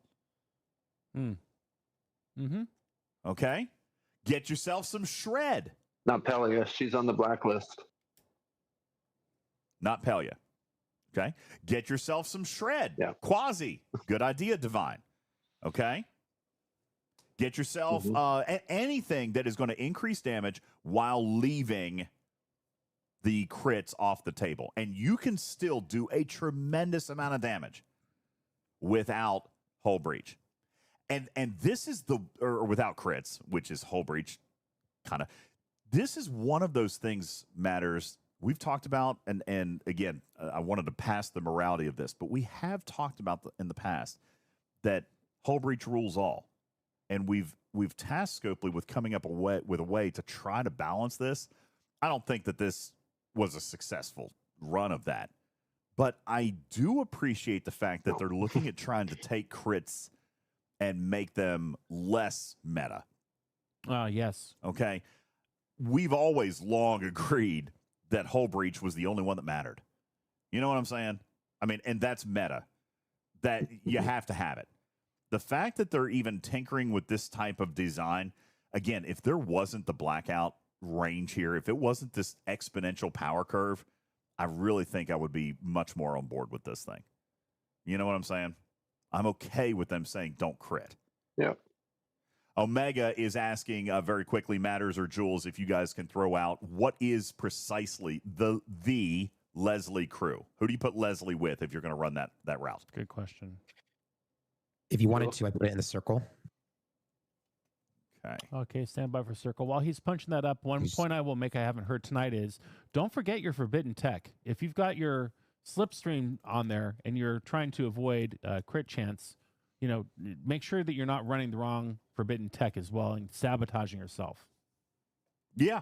I mean, forbidden tech, chaos tech, exocomps and all this other stuff. Just be very mindful of everything. Use these tools. I mean, even the cloaks. All right, going to help a little bit. Yep. All right, some of your fleet commanders will help with that. Here is the Leslie crew in chat. This is Leslie and Moreau. Leslie in the captain's chair. Moreau, Suitor on the sides. You've got all three states below deck with Voyager. That's Balana, Harry Kim, and Neelix. Little Joachim. You got Joachim. Fine. Joachim. Pick Hugh for some hull repair. Love that. You've got mitigation with Walk McCoy. And you've got T'Chak for base damage increase. Boom. All right? Good All crew. of these are officers that we've just been talking about. Let me just explain. The Leslie is the key there. You're going to want hull repair. So if your suitor's a low tier, don't even bother putting them on the bridge. You also are going to need burning because you're going to survive a lot of rounds and you're probably not going to do that much damage because of their apex barrier increase. So burning is actually what takes this hostile down. And then anything you can do to help mitigate damage so that you have less hull damage coming in. That is Joachim, that's mitigation, and it's Moreau, it's all those things. Yep. So in other words, having PICU repair the hull gives Leslie more time to work. Is that kind of what we're saying? Yes, and the reason I put Suitor on the bridge, even though he's part of the new band list, is that I need the hull repair just to stay alive the few rounds. And even though it's going to give the hostile ability to increase its own apex barrier and extend the rounds, it doesn't matter. That's not really where the damage. I'm not trying to outpower it. I'm just trying to burn it down to zero and stay alive as long as possible. That's why I use Leslie. However, other people are using Leslie, Moreau, Chang, or Leslie, GG, and Suitor, as Divine has pointed out here. There's lots of variations, but Leslie with a burning officer and a hull repair officer. Those are the key. There you go. And guys, I apologize. Discord is absolutely shitting itself tonight. That sounds awful. Pooping itself. God bless. Discord is awful tonight. We're going to have to make some adjustments there moving forward. But anywho, Tarpy, go ahead. Jules, are you using Moreau for your hostiles?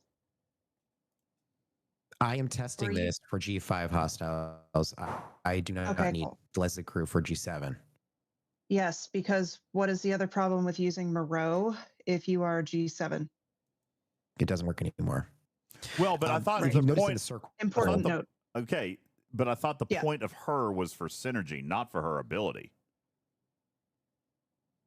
It's both because I was testing for G5 hostiles. That's or G6, excuse me. That's a specific what I was doing. In another screenshot in the circle, you'll notice I took a Enterprise D and killed level 68. Now, I understand that that's not going to be true for everybody because I'm using G7 research and G7 buffs, but it was more just showing that a lower power ship can hit a much higher power hostile using this crew. It is a one-shot crew, did kill a ship, but if you can do 2 up, at least 2 levels up from your ops, that's only 5 hostiles, and you'll definitely get the easy daily done, and that's only 5 holes, so it's a lot quicker to do that if you can do at least 1 level above your ops. Now, Norwich asked, "Isn't Suitor on the no-no list for the new hostels?" And yes, to clarify, it is. But in this particular case, what he's doing is extending battle, giving us more time to burn the hostile and more time for Leslie to work. So it's actually, and this is kind of exactly what we were talking about last month with Pelia. Same thing, extending battle, and why we say, listen, even though they're telling us not to crit, maybe the answer is to actually crit. So just because Suitor's on the list doesn't mean that it's forbidden. And Mimi, I think Divine, a couple of people have been very, very careful at scolding me and saying, listen, don't call it a banned list. It's not. It is a trigger list. Okay? These officers are triggering different abilities. In some cases, those abilities may actually work to your advantage. And that is what Matters was talking about earlier. Is it responsible game design for Scopely to say, don't use this officer, even though it might be the right officer to use? No, Right? it's not. Well, that's a totally different conversation for a different day. I'm not going to necessarily argue that it is bad. They're not saying don't use it. They're saying this will happen if you do. They're saying this will happen if you do. And I think that that is an important distinction and why I'm not going to actually blast them for that. Polar Bear says it's the April Fool's joke. There's full circle. I just wish that they would tie that to an event mechanism instead of permanently making the hostile that way. But that's also a conversation for another time. Well, here's the thing. We've had this conversation a lot in the past. I think that officer list can absolutely rotate. It can, even though, yes. And I think that should be very easy for them to do. Now, will we see that? Will Fleet Command actually come back and tweak older content every single month moving forward? They can also get Forbidden Text to go to level 60. And they can also make sure that the War Room event happens twice a month. And they can also make sure that Alliance tournament alliances don't get relegated. And they can do all of these things. There's 0% evidence that they're going to. But it is a possibility that the officer list could rotate. I have absolutely no faith that that will happen. Okay, but it can. And I hope I'm wrong. I hope they do come back in and rotate these officers. Every single month would be fun. Matters, now I know that you're still fussy about this blackout range here, but if they did have a trigger list that rotated every single month, I mean, that would at least keep it fresh, even if it was hard, right? I mean, you said that you would look forward to that. Now, we've seen the hospital, and there's a problem, but in theory, this is design that can work. Yes? Yeah. No, yeah. If they rotated like officers in instead of just adding to the list, then yeah. Like I think that would be great design. Just like, okay, this week you can't, like, for this week, for this challenge track, these are the officers that are going to give it whatever the bajillion apex barrier. Well, I would look forward to. I would love that. That would be great. I would like to see something like that. But they had an event see. like that in the summer, and so it was the opposite of that, where it was like if you use these crews, you get more points. Certain crews, right. And if you didn't have that combination of officers, you couldn't do that event. Yeah, it and didn't people score. I remember hated that. Yeah. Well, yeah, but they kind of fixed it later because they gave points for lower tiers. Because in the beginning it was like you get like 1 point if you have the officer, and then like 10 points if they're maxed. Right. But then they expanded on it a bit. People still roasted that event. And yeah, those people are wrong. Well, I know. Welcome back, Matters. And it was the people who either hadn't played when those officers were introduced, or the loudest wheel gets the grease, and they were the ones that their accounts hadn't, they just chose not to do that content. I believe So I believe that Matters has a point, and this is again where some players, and Tarpy, you're right too. You know, the loudest screams get the Squeaky. grease or whatever. It's the squeakiest wheel. The issue there is that people were trying to use 100% of the crew, and it's not a viable crew, right? What they needed to do was kind of maximize their scoring while leaving one or two good officers in there, so that they could do the event. But again, people don't understand sometimes the strategy or don't understand what is better for them. They just want to be told what to do. And that was an event where you also had to take a look at your own account and your own officer progression and decide what you could or couldn't do. Now, I do remember that they changed the points because the points were challenging, and not even challenging, super grindy with the first iteration. The second iteration was much better. But even then, players were trying to see how many of those officers they could cram on their ship without actually thinking, maybe I should take one off just to try to actually get some combat, to get some combat ability. So there's some of that. And I see Matters actually getting some support from Riskbreaker, Super Hater, some of those in the chat, which is a valid point. And I agree. That was a great event. I loved it. And hopefully we can find our way back to something like that. And I think it's weird that you all remember this event. I have no recollection of it at all. Well, there was a whale button on it. Was there? Yeah. Okay, that's what it was. And then nonetheless, here's kind of the summation. I feel like the intention was good with this design. I feel like, again, as we said so often, implementation is a disaster, and the math has been wrong. Math ain't mathin'. Math is not mathin'.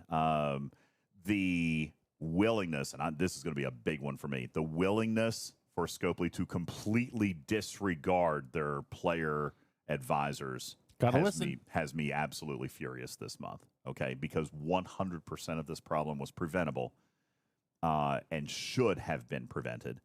I am most furious about that this month.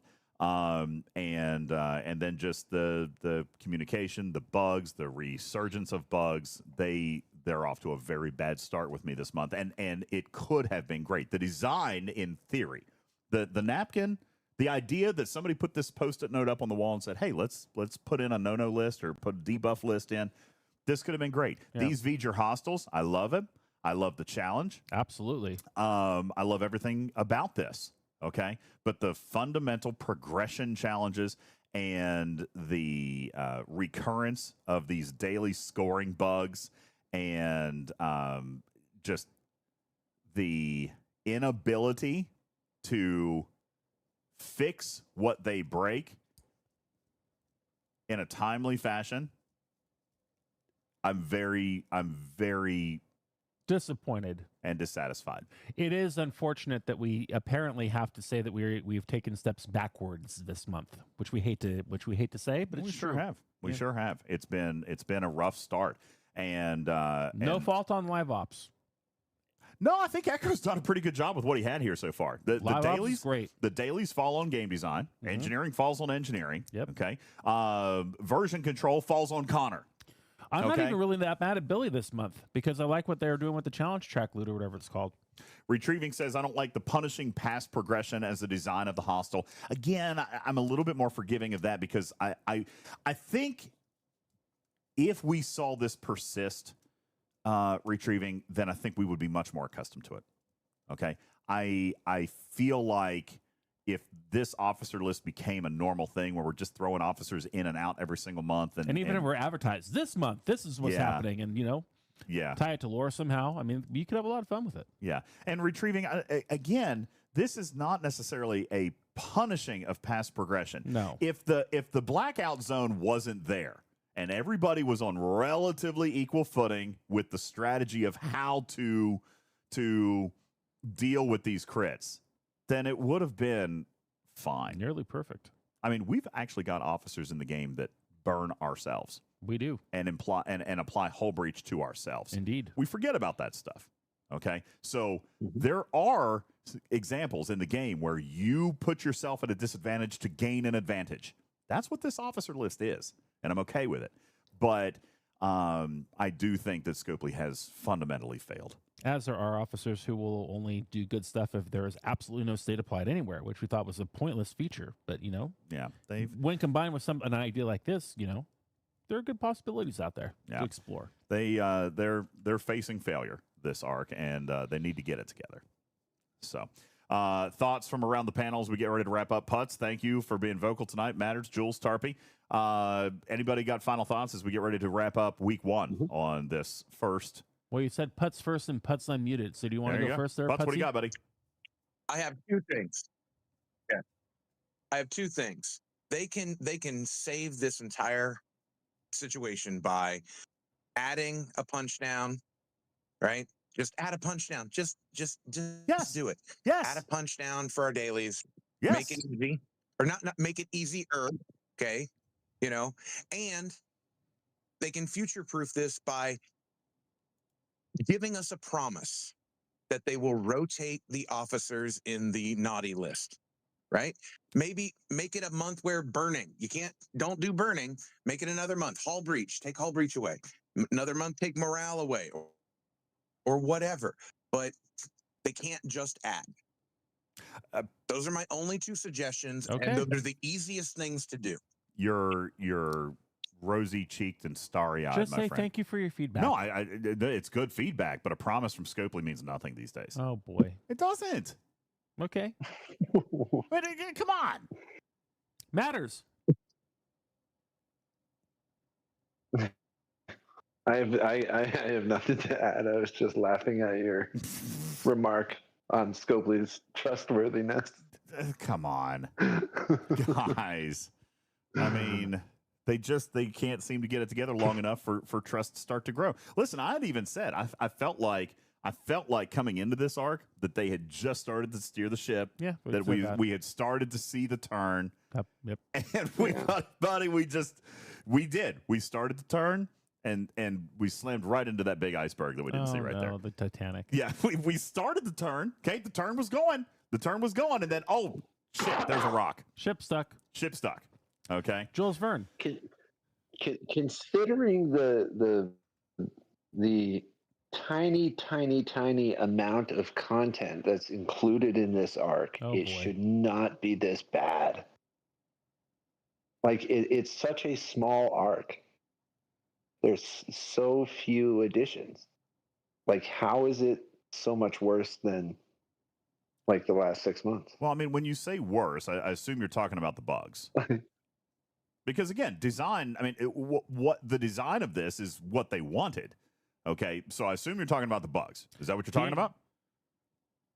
Okay, well, there's the bugs, and then there's the like they poop to bed designing this hostel, because with the black zone or the black whatever you called it, but that is, and so it's that. I mean, the events have been good. That much I agree with. Event design, fantastic. So the hostel design, I love the events, is straight up unfamiliarity with their own game. Okay, it's not even a math problem. Listen, linearly they make sense. Whoever wrote these hostels has absolutely no idea how combat in this game works. Well, maybe they're new. They could be new. They probably are. I hope they are. I hope they're new. I hope this is not an experienced person who doesn't know jack crap about their game. Okay. All right. I do hope that they are new, because mathematically they do make sense. They just don't understand how power progression works in this game. Period. All right. So, but that's not a bug. That is, and so that's why when you say it's a light arc, it's not like they didn't math it out. This is just an education problem. Oh no, there went the cheesy poofs. Cheesy poofs. Okay. I also mean it's a light arc because the feature that's been added to the game is a 2-day a week feature. It's not even like, and I guess the building, which you click the build button. What we wanted. It's and there's forbidden tech, and there's chaos tech, and there's events, and there's an officer, and there's I know that. What we and I'm just saying that because it's such a light. I'm not saying that we didn't want it. I'm just saying that because we got it, and it's so light, and it's not super like intricate and whatever. Like it should have. Everything just should have. Feels like everything should have been better. Well, this is what you Like, forget. This is what you forget. not Which as is busy, this is but where you're better. you're intentionally not being fair because sure there are maybe fewer things compared to the heavier months of new content. So they have probably been taking that extra time to make background changes, which would then make the game, the client server relationship overall better. They had a little boo boo oopsie. And that stopped what Except DJ they is saying broke with the push. Okay, but sometimes you've got to break an egg to make to scramble them. And to be fair, all right, and I know that I've straddled both lines of the fence tonight, but to be fair matters, you're also assuming that the math error in the hostels is a bug. It's not. It was what they intended. It was just not the right thing for them to build. Okay. Is this your trash can But back it here? worked. Yes, Perfect. it is. But it did work No, the way I'm that not they wanted saying it was to. a bug. I was So- saying the bug and the error. Okay, are the but bad you're things. saying because The they bugs had that we've less had, content as to well make, as the error. you're saying because they had less content to make, then they should have not made the math error when in their minds they didn't make a math error. The hostels are working exactly the way that they wanted them to. They just don't know that they didn't know that they were wrong. You see what I'm saying? Like the hostels are performing exactly Okay, like they fair enough. wanted them to. Yes. So it wasn't due to lack of time. It wasn't due to too much content. Yes. It was just, it's due to they don't know how their game works. Okay? But that's not fair to put it on the Right, fact but that they it's a also light hit art. us with a sack full of bugs in the Okay. face. You guys are going That, around in in a addition circle. to that. Circle alert. Well, it's fine. Jules Hi. Verne, thank you, Matters. Oh, hi, Polly. Polly. Okay, so Polly, I actually run, Polly! go. No, go ahead, Jules. No. This is no satirical, no comments here. This is actually just my final comment is actually a piece of advice for players. If you are G7, I would not worry about the small sweep. That would be the sweep that you get at a tier 5 Excelsior just yet. Yep. That will allow you to complete your easy daily by hitting a V'ger fighter. Again, that's the one that's exclusive to the Excelsior at your ops level. Now that's going to be impossible for a tier 5, but don't worry, it's not going to remove the other aspect of it, which is hitting the regular hostiles of that day. So it's not like it's a waste to actually hit that, but just a warning, do not invest your research particles in there. I will also tell you that it's about 15,000 for both of the sweeps, and you will easily access that. You don't have to start saving now. You will definitely progress probably faster than you will, or you'll progress in the research faster than you will progress in the ship. So just right now, if you have a mid-tier or low-tier Excelsior, you're a G7 player or near G7 player, then just don't worry about the small daily until you can get to tier 10 and get both at the same time. Then you may have a little bit more success. And really, truthfully, it depending on what your ops is, I mean, it might be more appropriate to go tier 11 or tier 12. Then you'll be like Griffin and get it done in 30 seconds. I was going to say, this actually deserves a little bit of conversation because honestly, I do like the sweeps. Jim Pie says sweeps are so bad since it's ops based. So I will admit that it is a little different than what I expected. And Jules, I'd actually love to have you specifically on the analytics of this. I actually do still like the sweeps. I think it's a tiny bit different than what we expected, which might yield a little bit of disappointment. However, the sweeps functionally do exactly what they say they're going to do. I don't have them, all right, but I've watched Griffin now completely laugh at all of us because we're still talking about Orion fighters. I mean, I fell asleep 2 hours ago. Because no Orion's, Silence, Hurax, Gorn, none of it matters once you have the sweeps. Correct. The sweeps are the freebooters of the challenge It's a track. complete bypass. It's the lightning round. The mastery. And I like the fact that this has been built in. Jules, I'd love your thought on that or your opinion. I think that some players might be missing the long-term gain because we were expecting some short-term gain with sweeps, but sweeps do appear to be the culmination of the challenge track. Like that is the completion of the challenge track in my mind. They're great. I agree. And in fact, I can't agree more with Magoo right now. Sweeps are nice.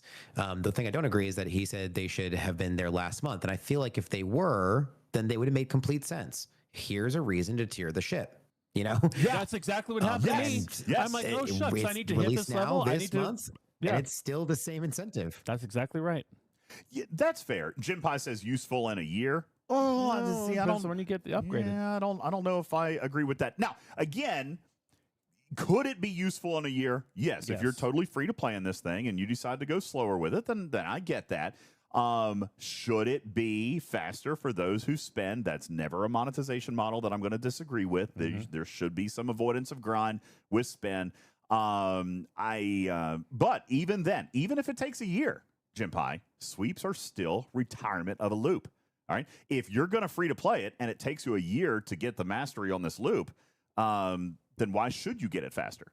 You see what I'm saying? Good point. So if the sweeps are essentially the freebooters of the challenge track, then and that is dependent on when you get the Excelsior to a mastery level tier, then that actually follows a mastery level model that makes perfect sense. Okay? I agree. So A Pal says that it's going to take about a year to get from tier 10 if you bought the ship last month. And honestly, that's not a horribly offensive timeline. And does for not mastery. account for future speed ups they will add into the game inevitably. There will be event stores. There will be the Ferengi Battle Pass, which will probably take about 6 months, as we've seen. Tarpy tracks that stuff. By the time you're tanning at the beach in the summer, you'll probably have a tier 10 Excelsior if you look at the maybe, I don't know, it might be a little longer than that. But nonetheless, that's not the worst kind of timeline that we've seen. Jules, there's certainly much worse timelines. by in the game. time you're G5 scrapping, let's just throw that into the Too universe soon, today. man. Too soon. What? They have promised it by summertime. They have indeed. We'll see how We'll see see how that which goes. one you get first. You get your tier 10 or do you get your G5 scrapping? Do they come together? Do they never come? Who knows at this point? But yeah, Jim Pie says it's going to beat my Dauntless to max, and that's true. Like this is not that's for sure. This is not necessarily a horrific model. I'm not. Jules, am I missing something? Are players right to be frustrated with Excelsior? Because it doesn't look actually that bad with its progression. It looks okay. We could pull up a spreadsheet. If I mean, you it's want to. comparable to other. No, it's comparable to other specialty ships, and there's always advancements that happen. And they're absolutely right to say, hey, it's a year when we're looking at it today here in month 1.5 of this loop. So, yeah, it's definitely going to take a little bit of time, but I think the sweeps being designed in at this point, it means that there is an end in sight for people who are having and struggling today. Sweep the leg. And I do, and I agree, and I want to hone in on a point that Jules just said. If we're looking at it today based on straight line progression within the loop, you guys are absolutely right that it's a year, but it won't be because there's event rewards. We know that from there will history. be a Ferengi Battle Pass, and it probably will take months. How long ago, Tarpy, was it that we finally got Junker parts? 2-3 months ago, and the Junker is now 3 months. So how long did it take? 6 months to actually make it? At least it was longer than that because we should start having, which one came out first? Reliant parts in there, and soon after that, Dauntless parts in there, and we don't even have Reliant blueprints. So Okay, the question was about the Junker one though. What was the timeline on Junker? no, I know, but Parts. But what you were also asking was when can we expect things to be in that store? And by the time frame that the Junker was put in there, we should also have some other stuff in there as well, and we don't. Okay, is that So, all sourcing saying considered? that there's a promise? Well, no, I didn't say that. Saying that there's a promise, of other things speeding up, that is not a good thing to assume. For Okay, that fair enough. store. Okay, all right, I can live with that. So worst case, let's put it this way: worst case scenario, we're at a year before your mastery is available. I mean, that's I don't think I'm wildly upset with that. I mean, it could be another Vindicator. Just throwing that out there. Yeah, it can happen once. It could be another Vindicator, right, Malabov? It could be the Vindicator. Okay, could be terrible like that. Okay, Jules, thank you for your final thoughts. Matters, Matters went. We got Matters. Oh, Tarpy. Final thoughts on week 1 of what I'm considering to be a terrible launch. What are your thoughts? I don't want to jinx it, I like the events, and I know Matter said that it doesn't seem that complicated, but you guys just listed 3 crews or 3 overall sets of types of crews. Yeah, options for people who are having problems. Yeah. So it's like, it's not that simple necessarily. Simple versus meta. And this is where I come back to, like, your mileage may vary, right? We're giving options depending on where somebody might be with their account progression. That's one thing that I disagree with, Turby. I don't want there to be one crew that solves this. I don't want to tell people what to do and them go do it and it work or not work. I like the fact that we have some options, right? I don't want there to be one crew. Well, there weren't options. It's not that though. It's, if you can't kill it with this because you have a vengeance, move on to this. Then if you can't kill it with that, you move on to this. If you can't kill it with that, you start killing off your onion layers of fleet commanders and sting yourself with a mantis. Okay. So that's a weird type of meta. But it's not simple. And I do want to balance, like, I try and come into this with a bit of balance, right? Where it's like, we used to complain that they launched 6 forbidden techs and a bunch of other things that were not grindable, that you couldn't even source a hint of a source for an extra 30 days. And as much as we've had technical problems with the game, we can get almost all of that stuff. Right. Glass half full. And I'm not unhappy with that. Very good. Good point. Magoo says the majority of players do want cookie cutter meta, and I understand. I guess that disappoints me. I get it. Nelson says it shouldn't be that way. Riskbreaker says I hate cookie cutter crews. I mean, I thought we celebrated the fact that different account progressions or different things worked for different folks. I mean, is that not true, Magoo? It's like Super Mario DJs. Super Mario. Okay, explain that. Well, if you're playing Super Mario, you jump here, you hit that, you get that mushroom there, you hit that bad guy, you pick him up, you throw him there, and then you climb the thing, you hit the flag. There is a most effective way to clear every round. It's the one right way to get the best time. And Star Trek Fleet Command is not that game. No, it's not.